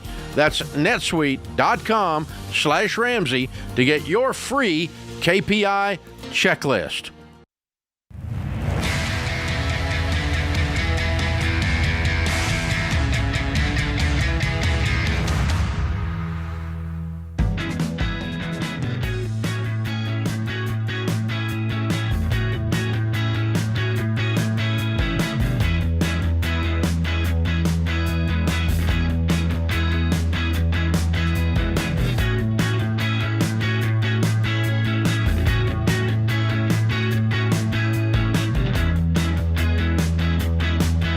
Thanks for joining us, America. We're glad you're here. Open phones at 888-825-5225. Patrick's in Fort Worth. Hi, Patrick. How are you? I'm doing good, Dave. Good. How can I help? Hey, I've got a question. I've got a patent pending on a mobile application, and I'm wanting to raise funds to get my MVP off the ground, right? And I've had a friend of mine in offer to give me a loan to do this, but I've been listening to you since I was 12 years old. Lost everything last year in a divorce, literally everything. And I'm wanting to go back up, but I don't want to give up my entire percentage of my company in getting with a traditional investor, and I really don't have access to traditional investors. So I'm just kind of curious, because it's kind of hard to crowdfund with a patent pending also. So I'm just kind of curious what you might have on that. Okay. So remind me again what the patent is on. Okay, it's on a mobile application. A mobile application. Like a phone application. Like a phone app. Like an app for your phone. And why do you have to have a patent for a phone app? Well, it's just something new that is, you're going to put it in the Apple Store, business. And you're going to put it in the Google Play Store, and people are going to download it onto their phone, right? Right, but so it's a new and novel idea that nobody has ever put into play before. I mean, you don't need a patent for that. Is it a copyright? You don't need a patent for that. No, he told me I couldn't copyright it, but basically it would make it to where that somebody else couldn't redo that app. They couldn't make another, because I've started the process to patent a process in the app. Just like, okay, so, all right, stop. Okay, so how much are you spending to get the patent pending? So I've already paid that. Oh, okay, so you're done. I've already paid Okay, that. so you've got it. So why do you need money to launch something in the Apple Store? It doesn't cost anything. Well, in order to get the actual application built, the MVP, the minimum viable product, and to build that. You've not built the app yet. No, You're patent pending the idea or the technology. No, the technology is not done. It's not. Okay, are you not a programmer? You're not an engineer? I'm not. No. I've been a mom since I was 16 years old. I bought my first business at 24. I've bought and sold several different businesses. I mean, but I lost everything last year, and I'm just starting over. Okay, so all you need is the engineering done. Right. You need a software engineer, right? Mm-hmm. So what's it going to cost to turn this idea into an app? The lowest quote I've got is around $24,000 to $35,000. Okay. You know, we've built a bunch of apps here. We've got apps all in the store. I mean, I've put them up, taken them down. We've got a little thing called the Every Dollar app that we've got a lot more than that invested in, obviously, but we've also got, tens of millions of people in it and all that. But even out of the gate, we had more than that in it. So I'm just trying to think how we would do it, because I don't borrow money and I don't bring in outside investors. You know that. You said you've been listening. I don't want to give up. I wouldn't do it. What I would do. I mean, he even told me he would give it to me at 5%, but I don't want to take a loan. And don't take money from your friend. No. What part of no? You've been listening to us. You knew I was going to tell you not to do any of this. What's your panic? Like, you feel panicked? Are you about to get beat to market or something? If you hold a patent, can't you exhale and go earn $30,000? Well, the thing is yes, I have probably 8 to 9 months left of the status. See, my lawyer, he wants to do a non-provisional, which would potentially give me 20 years protected, right? My uncle was an engineer, not in mobile stuff, but that's how he made his money. So he invented one of the largest crash compactors in the United States. And I've run by the seat of my pants in business. What do you? Yeah, I know, I can tell. What do you? Do you have a job? Yeah, I'm a truck driver. So I've got my CDL, and I've bought and sold 3 different semi trucks, but I lost almost $400,000 income last year during the divorce, and I was paying $3,000 a month in child support, and it just ate me alive. And I did have $15,000 in debt in that, but okay. Let me stop you. All right, there's something in this situation that smells to high heaven of desperation. Like you sound so desperate. You called it an application when you're talking to us. And it's not. It's like an app. It's a phone app, for God's sakes. This is not rocket surgery. Right. And you sound so in a hurry and so chaotic and so desperate. And all of those things tell me you're getting ready to do something really stupid. Because every time I get that sound in my voice like a beagle chasing a rabbit, that's about the time I'm about to do something dumb. And I can hear it on you. I'm just being honest with you, all right? So what I would tell you to do, I would tell you to do is this. I would tell you to slow your butt down. Take a breath. Okay? That's what I'm going to tell you to do. And then if you want to proceed with this, the only idea that comes to mind structurally on how to pull this off is to find a good software engineer and tell them you will pay them double their rate out of the proceeds. And so if this thing is really a big deal, okay, it's $24,000 worth of stuff, I'm going to pay you $48,000, the first $48,000 that we make on this, I'm going to pay you out. And I'm going to pay you double. And then they're done. And the problem is, as soon as you get the thing up, and here's what I'll teach you about apps. They're not one and done. You can't ship it and forget it. 100% of apps that go out that are successful are constantly being worked on and iterated. The negative thing about digital is you have to constantly work on it. The great thing about digital is you get to constantly make it better. So you're not frozen. When I print a book, it's either good or bad. I'm stuck with it. It's on the shelf for the next 40 years. It's a printed book. When I put something out in the digital world, I can change it tomorrow, and I can change it the next day, and I can change it the next day and make it better as I go along, and I will.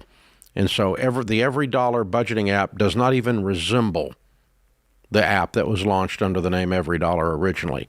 It has iterated and upgraded, almost every other week for years.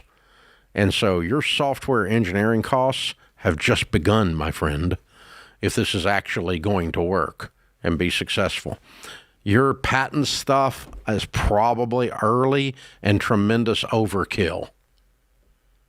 The number of times that people steal something in an Apple store is just not that big. It doesn't happen much except the Chinese stealing stuff, right?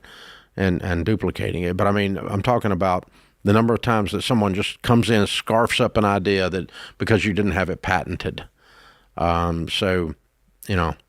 It's, I'm pretty sure none of the budgeting apps out there that are the top budgeting apps are patented, just to give you an idea. And of course, here's the other thing.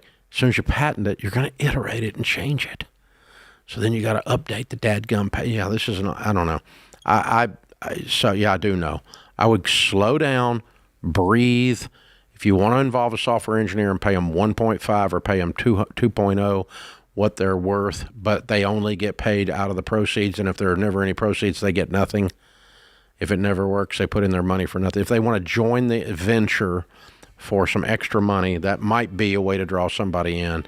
But the other thing you could do is you just could go make some money, like John said, and then just write somebody a check to have the first round of software engineering done.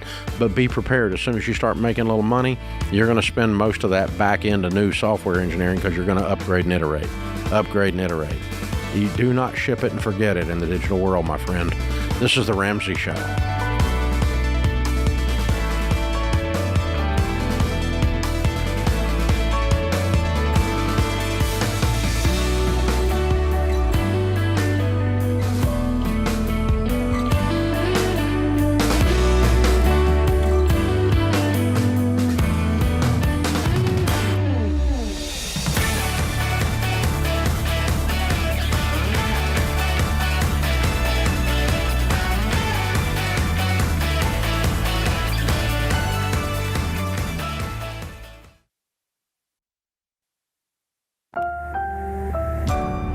Brought to you by the EveryDollar app. Start budgeting for free today.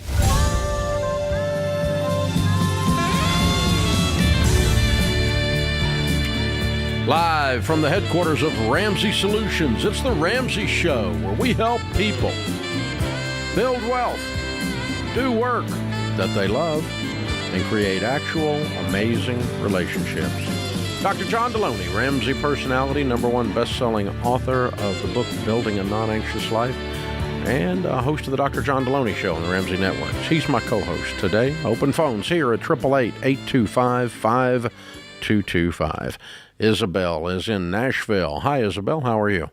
Hi, Dave. It's so great to talk to you. You too. What's up? Well, we enjoyed 4 years of a gorgeous home, upscale area, suburb of Nashville, and our home has risen in value to nearly $1 million.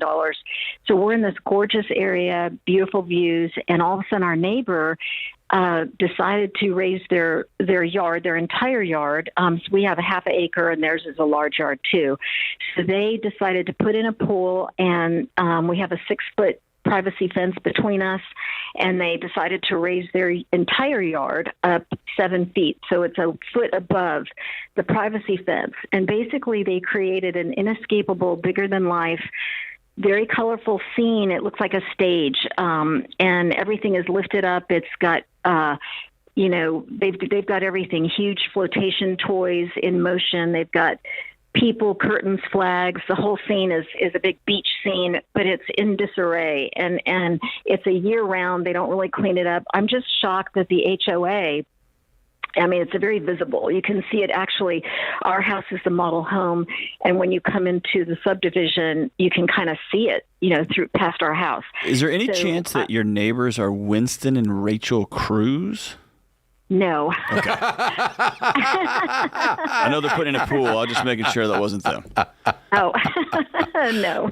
Okay. Phew. All right, continue, Isabel. At this point, their pool is not that far along, so we know it's not them, but yeah. Oh, I thought our situation was completely unique. We're a military family. It lived all over the world. I've never seen this before. Yeah.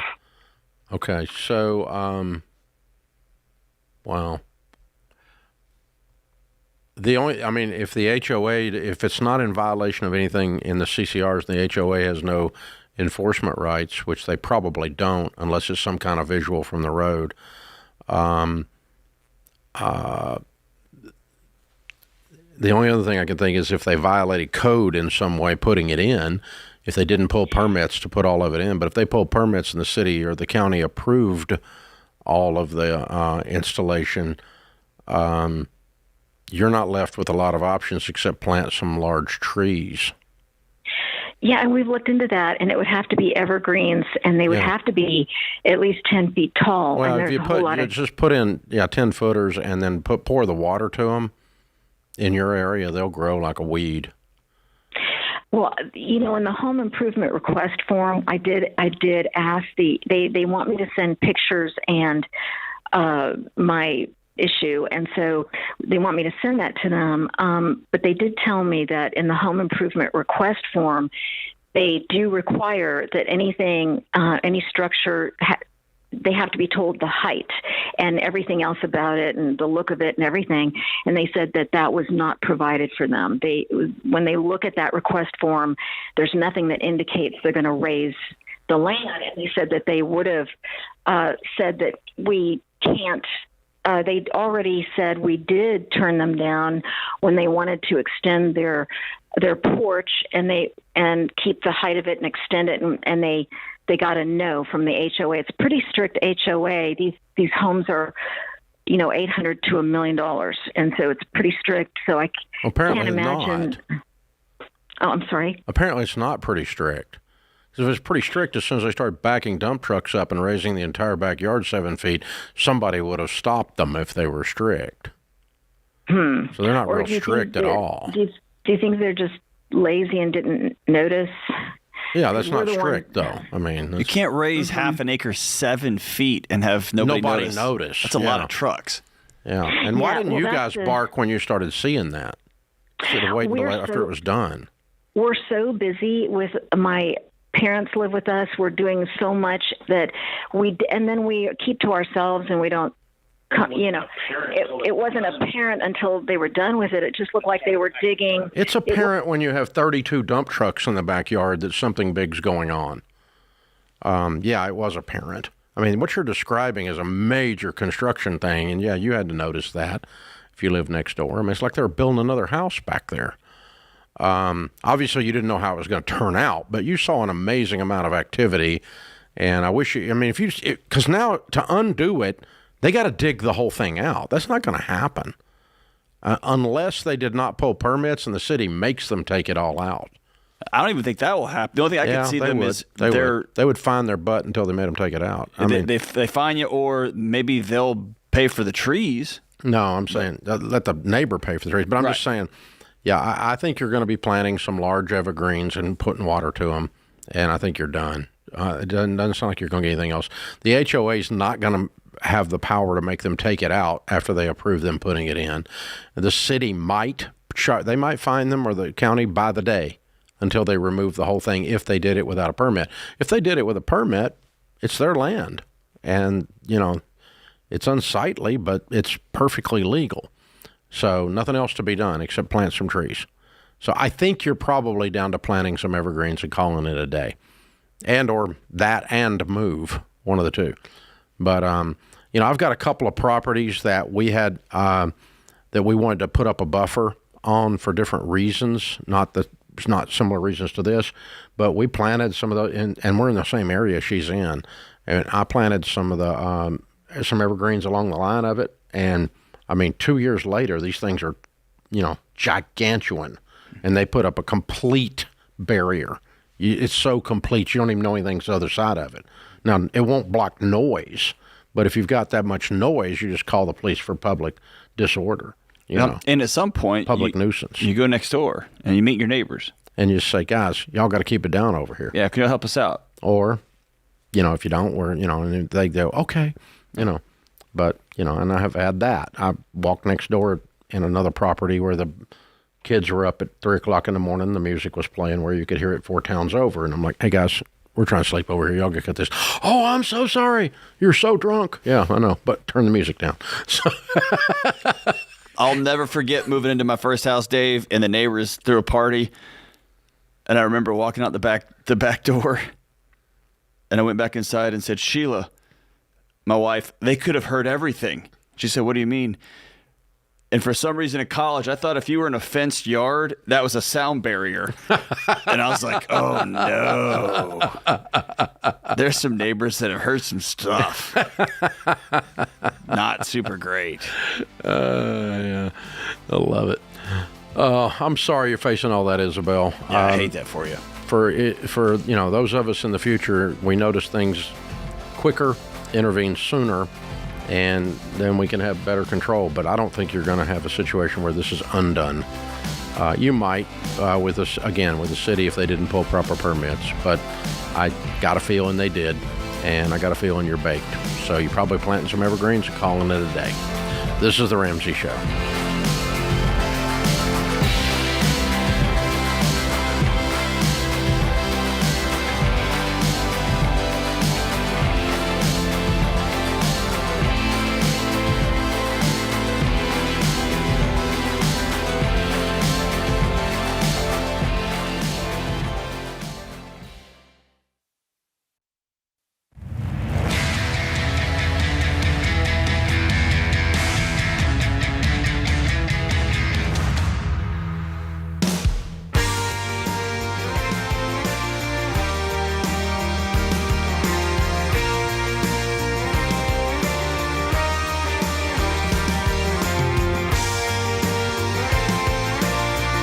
We teach you in the first 3 steps of the baby steps to get completely out of debt except the house and build an emergency fund, and be very intense while you're doing that.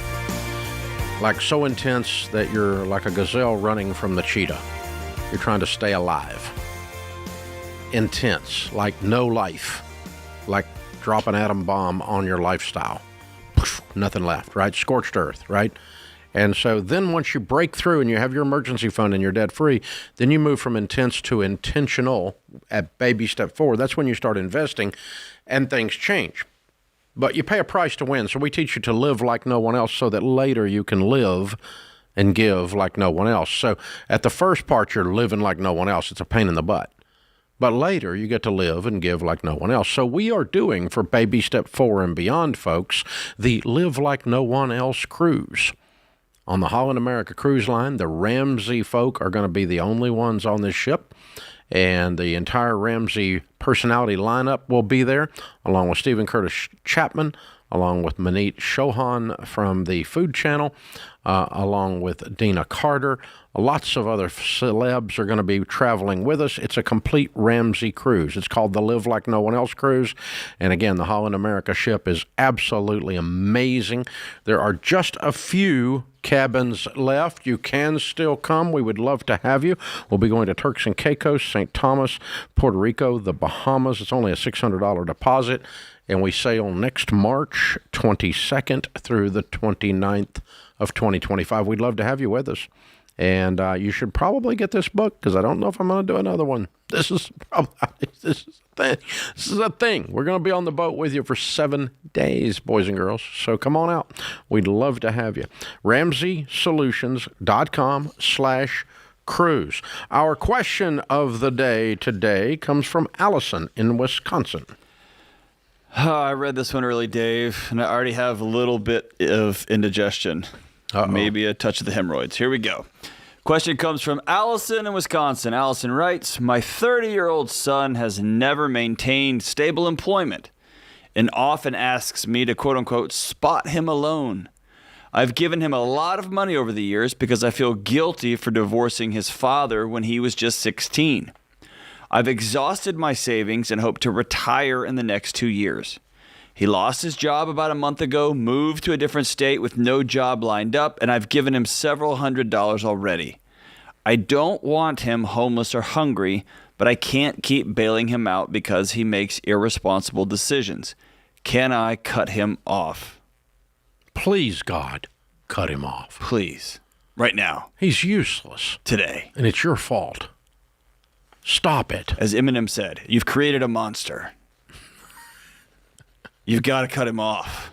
You have to. Oh, God. It's disgusting.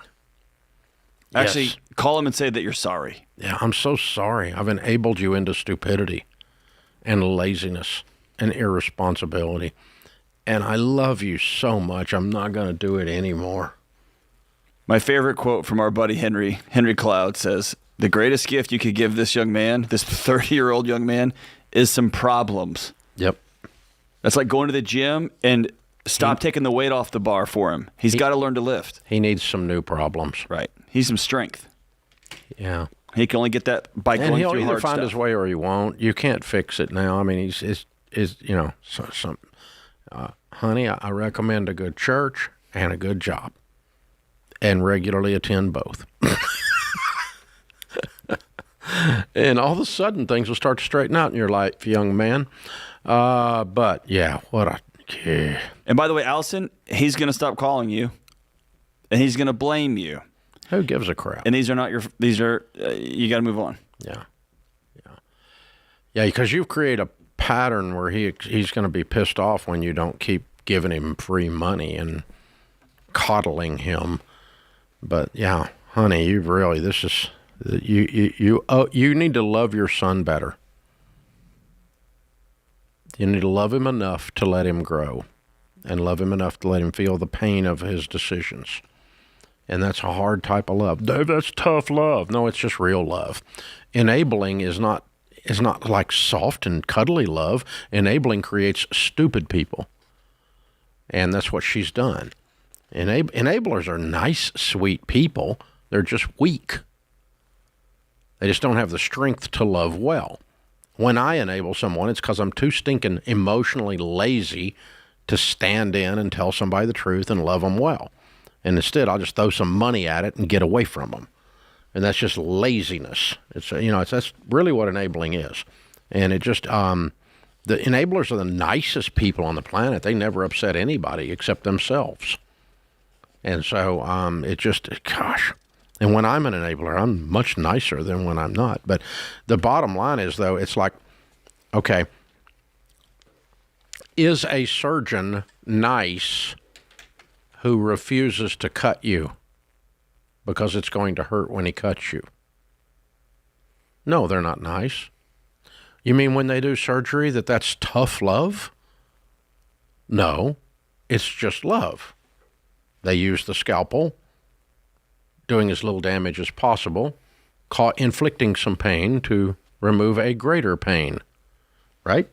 And that's exactly what you got to do, Allison. God, this is aggravating. You're right. Indigestion, among other results. There we go. Steve's in Salt Lake City. Steve, what's up in your world? Hi, Dave. Hi, John. It's a great pleasure to speak with you. You too, sir. How can we help? Well, so here's my situation. My wife and I are on baby step 7. Good. Thank you for all that you taught us. We actually visited your office back in October and did our debt-free scream and got to meet you. It was just awesome. Thank you so much. Thank you. Yeah. So I'm 50 years old, and we're going to be just fine if I wanted to wait till age 59 and a half to retire. Mm-hmm. But I keep thinking about retiring all the time, and so I'm trying to figure out a way to do it earlier. Mm-hmm. And when we hit baby step 7, I took my retirement savings 401k from 15% up to 25%, just to try to save like crazy. How much is in there now? About $750,000. Cool. Right now. And your house is paid for. What's it worth? Paid for about $620 last time I checked. So you're baby steps millionaires. Congratulations. Yeah. Well, thank you very much. That's what you told us at the office. Yeah. Very good. Well done. Okay. So my question is I can't touch any of this money in my 401k until I'm at retirement age. I'm just wondering if it could make sense for me to take that 10% and put it into a regular brokerage account so that I can access that whenever I want to, whenever I want to see if I can retire. Doesn't need to be in a brokerage account. I just put it in some mutual funds, but what we call bridge investing to get to money you can get to before retirement. And if you want to, put a couple $100,000. It sounds like you'd be able to do that. The other thing that always comes up in this situation, though, is if you retire at 55, you intend to do no work for the next 40 years of any kind. No, not at all. My wife and I would make a plan. Okay. So you might be creating enough income to live on, And I'm not talking about being a Walmart greeter. I mean, it may be this whole thing, whole nother career, an encore thing. Oh, well, one thing I didn't tell you is one of the things when we really got gazelle intense was I created a side hustle. That's what helped pay our house off a lot faster. And it nets me about $20,000 a year right now. I just kept doing it. Yeah. And so I imagine I would keep doing that. Or could I just... What do you make at your job? About $100,000. Yeah. I'm thinking about something that makes you $200,000 a year. This is more fun than your job because you're wanting to quit your job. You're not wanting to not work. Yeah, I was hoping you wouldn't see into that, but you did. That's all it is. I mean, you're not afraid of work. And I'm continuing to work because I love it, not because I need the money. Love what I'm doing, and I'm going to continue to work until they don't let me anymore because I don't make sense. So, there's so many places I could go right now with that. We're getting close. That's all I'm saying. We're getting close. It could happen any minute. Even if you're the president, it could happen. This is The Ramsey Show.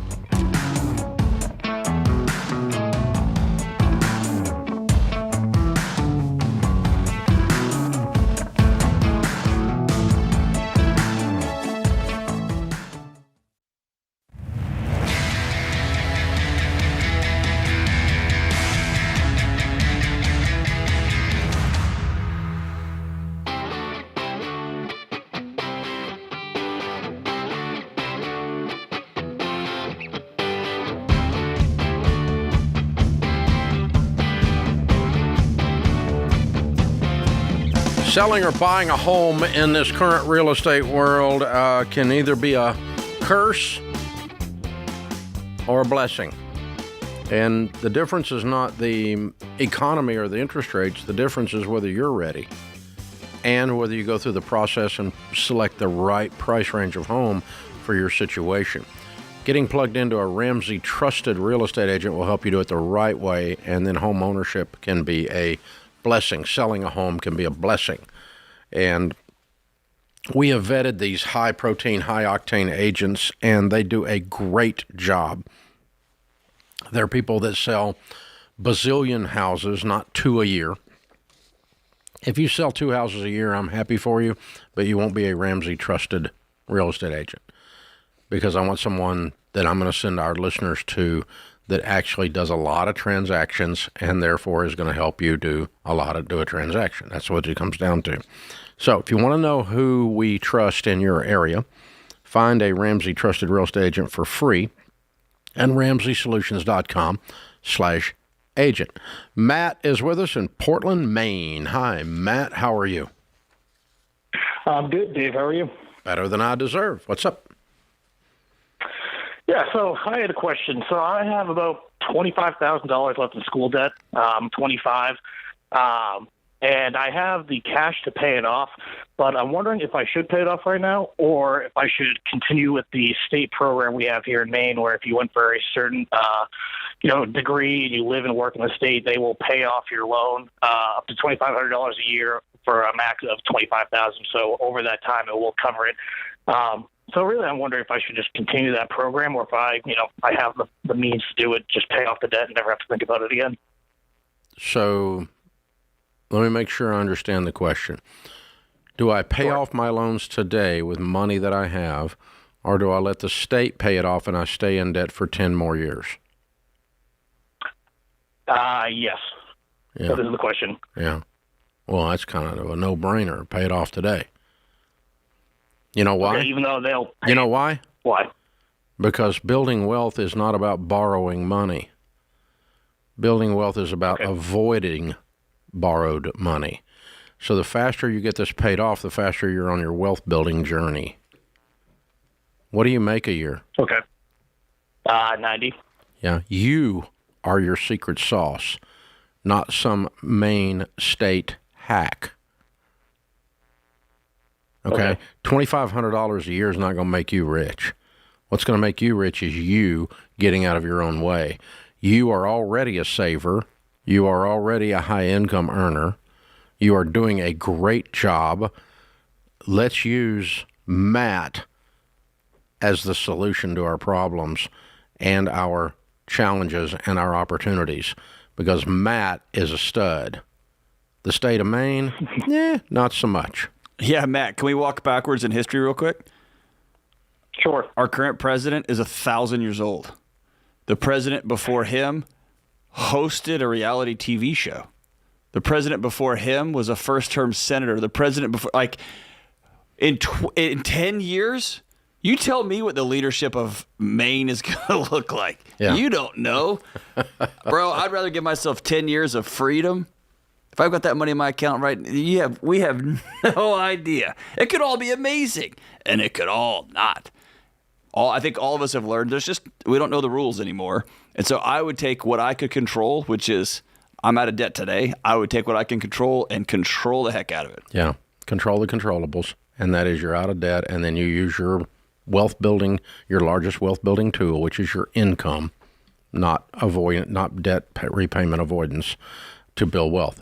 All the millionaires we interviewed, none of them said, I used that student loan payoff program, and that's how I built wealth. None of them said that. They all said, I took control of the controllables. I got out of debt.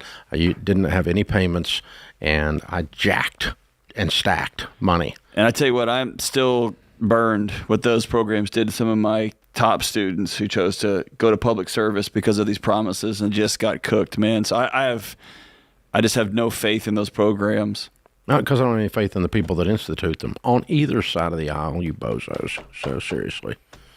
Because you keep making the loans. And if they're so stinking bad, you shouldn't keep making them. This is me talking to Congress again.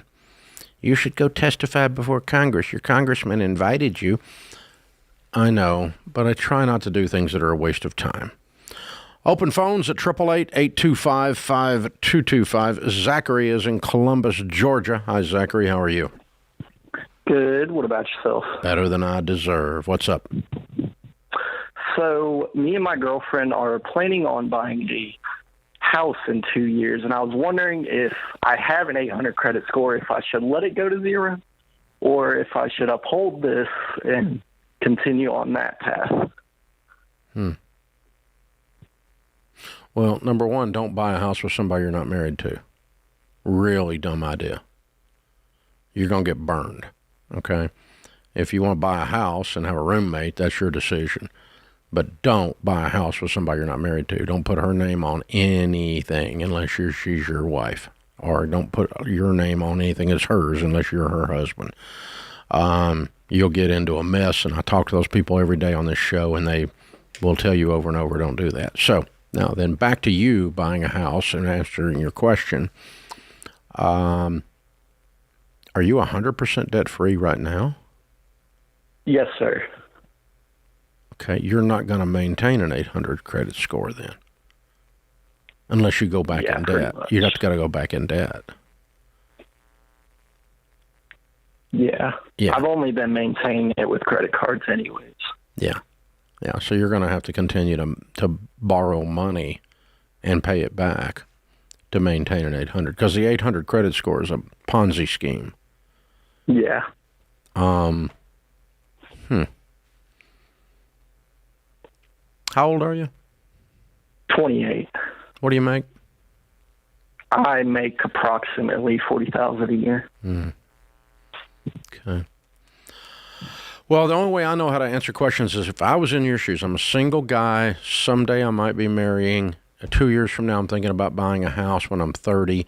I make $40,000 a year, and the only way to maintain my 800 credit score is to continue to go into debt.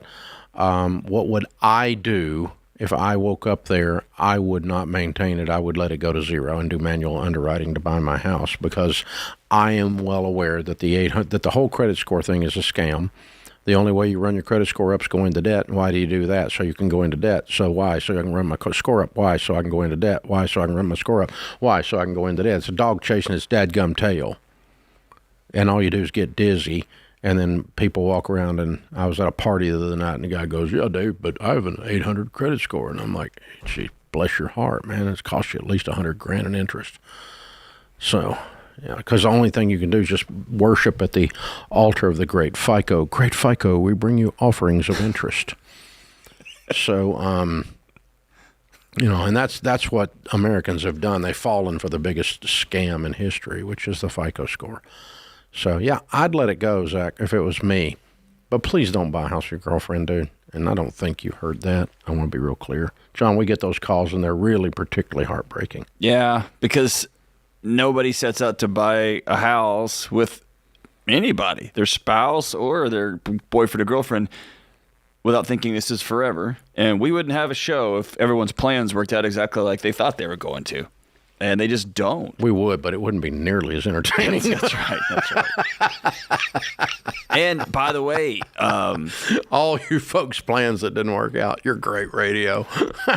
My guess is that Zachary can only buy a house if he has somebody else's income attached to it, because he only makes $40,000. And so maybe the conversation is, if I really want to be a homeowner in 2 years, then I'm going to figure out ways to up my income in pretty dramatic fashion and not just settle for a $40,000 a year life at the age of in my mid-20s. I'm going to go for it.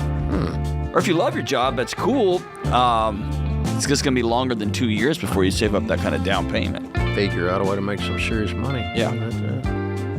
That, or put a ring on it. Marry the girl. There you go. This is The Ramsey Show.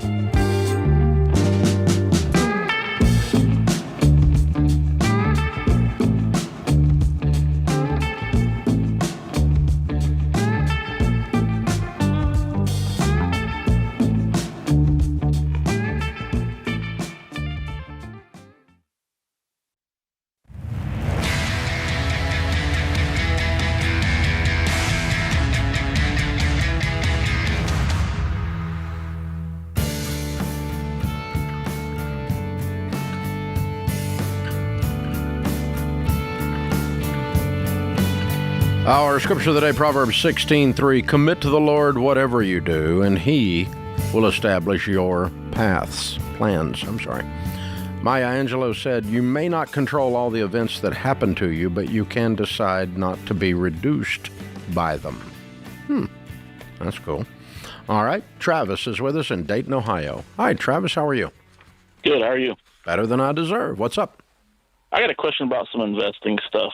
I don't know a whole lot about investing, but I know stuff about sports cards, and I was wanting to get your input on if you thought that was a decent thing or if that was just like a childish hobby. It's neither. It's not a childish hobby, and it's not an investment. It's a collectible, and collectibles should not be where you put your investments. You can make money in collectibles, and if you've got an expertise in that area and a knowledge in that area, that's fine. But there's very little data that shows that people build fortune in collectibles. Very few people do. And so whether it's art or cards or coins or whatever it is you want to, that goes up in value, and because of scarcity and uniqueness and so forth, I don't think it's childish at all. I've got a lot of different collections. I'm kind of a collectible type person, but none of that is considered an investment by me. It's just something that's fun, and it's an added benefit that not only is it fun, but it goes up in value. And that's kind of part. It's kind of part of the game for me. Like I've got a ridiculous gun collection, many of which are what we call safe queens in that world, meaning that she's going to stay in the safe and never be shot, never have a bullet go through her. But she, which makes her go up in value, right? So that kind of stuff. So I've got that kind of stuff. I've got some unusual firearms. I've got some valuable firearms in that collection, and I've just enjoyed it. And I shoot some of them, obviously, but not. And so that's not childish or manly or anything. It's just a collection. It's just that. And yours is not childish. It's a fun collection because it does sometimes tie back to our childhood or tie back to maybe something you did with your uncle or your dad or something, and that's cool.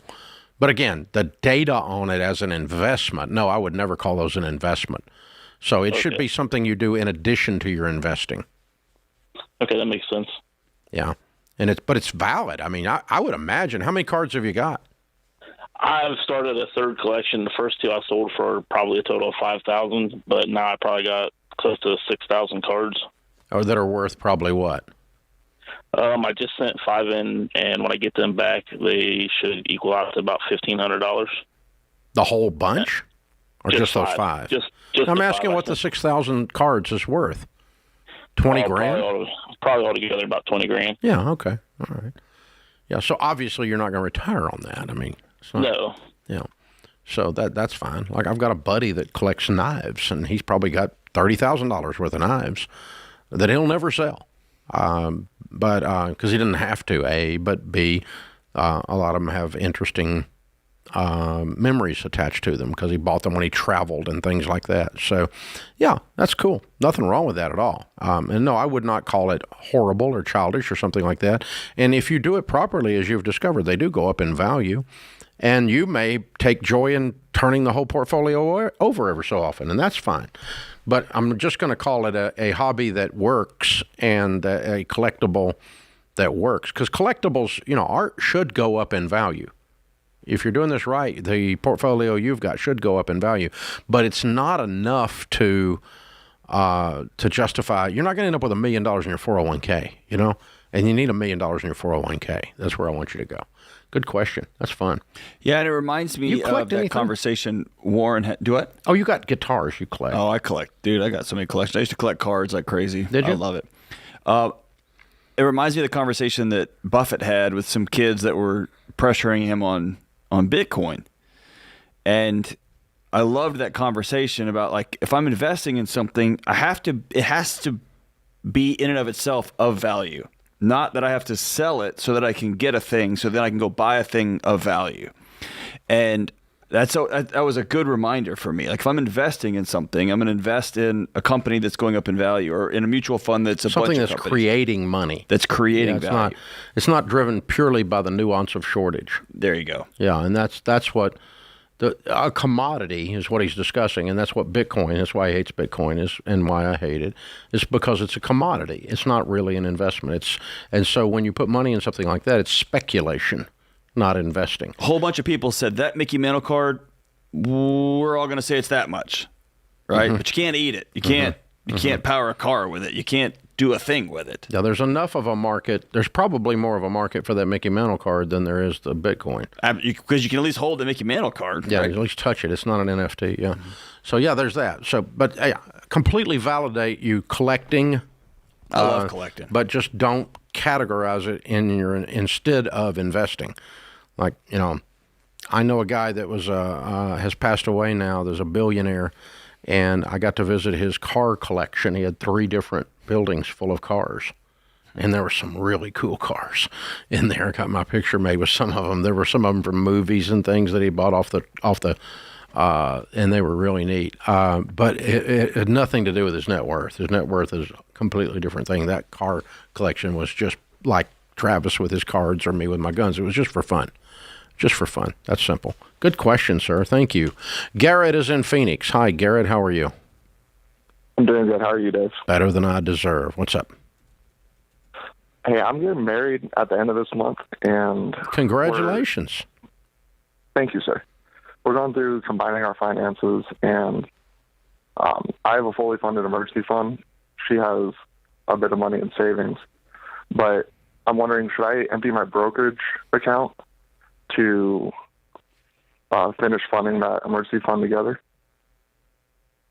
I'm confused. You said I have a fully funded emergency fund. I do for me, yes. But when her and I get married, it won't be fully funded for both of our...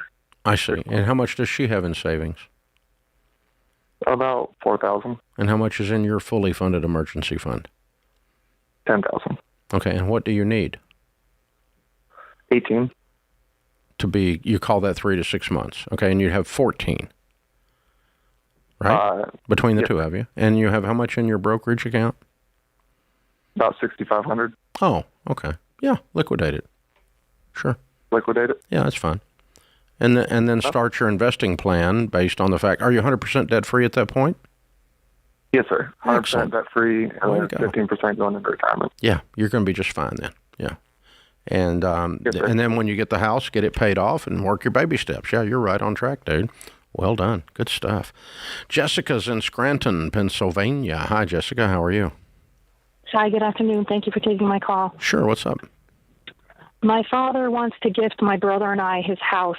Currently, he's 75. Why? And he wants to gift it to us now with him and his wife having life rights so that when he passes, Why? we don't have to so we don't have to pay inheritance tax. You don't have to pay inheritance tax. He doesn't have a net worth. He does not have a net worth of over $20 million, does he? No, not at all. There's no inheritance tax. Okay. There might be a probate tax. There might be a probate tax in Pennsylvania, but it will pale in comparison to this stupid move and what it will do to your capital gains. Because if he gives you his house, his basis becomes your basis, and when you all sell it someday, you're going to pay tax on everything above what he paid for the house originally. Dumb.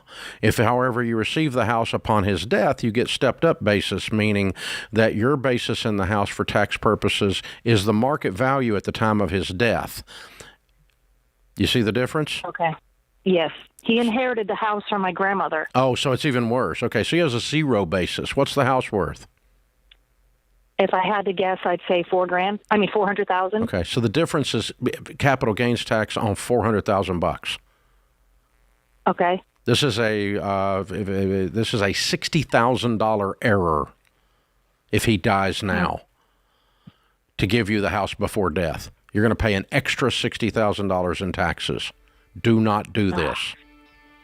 I'm so glad I called. It's a $60,000 phone call, Jessica. Way to go. Yeah, and guess what?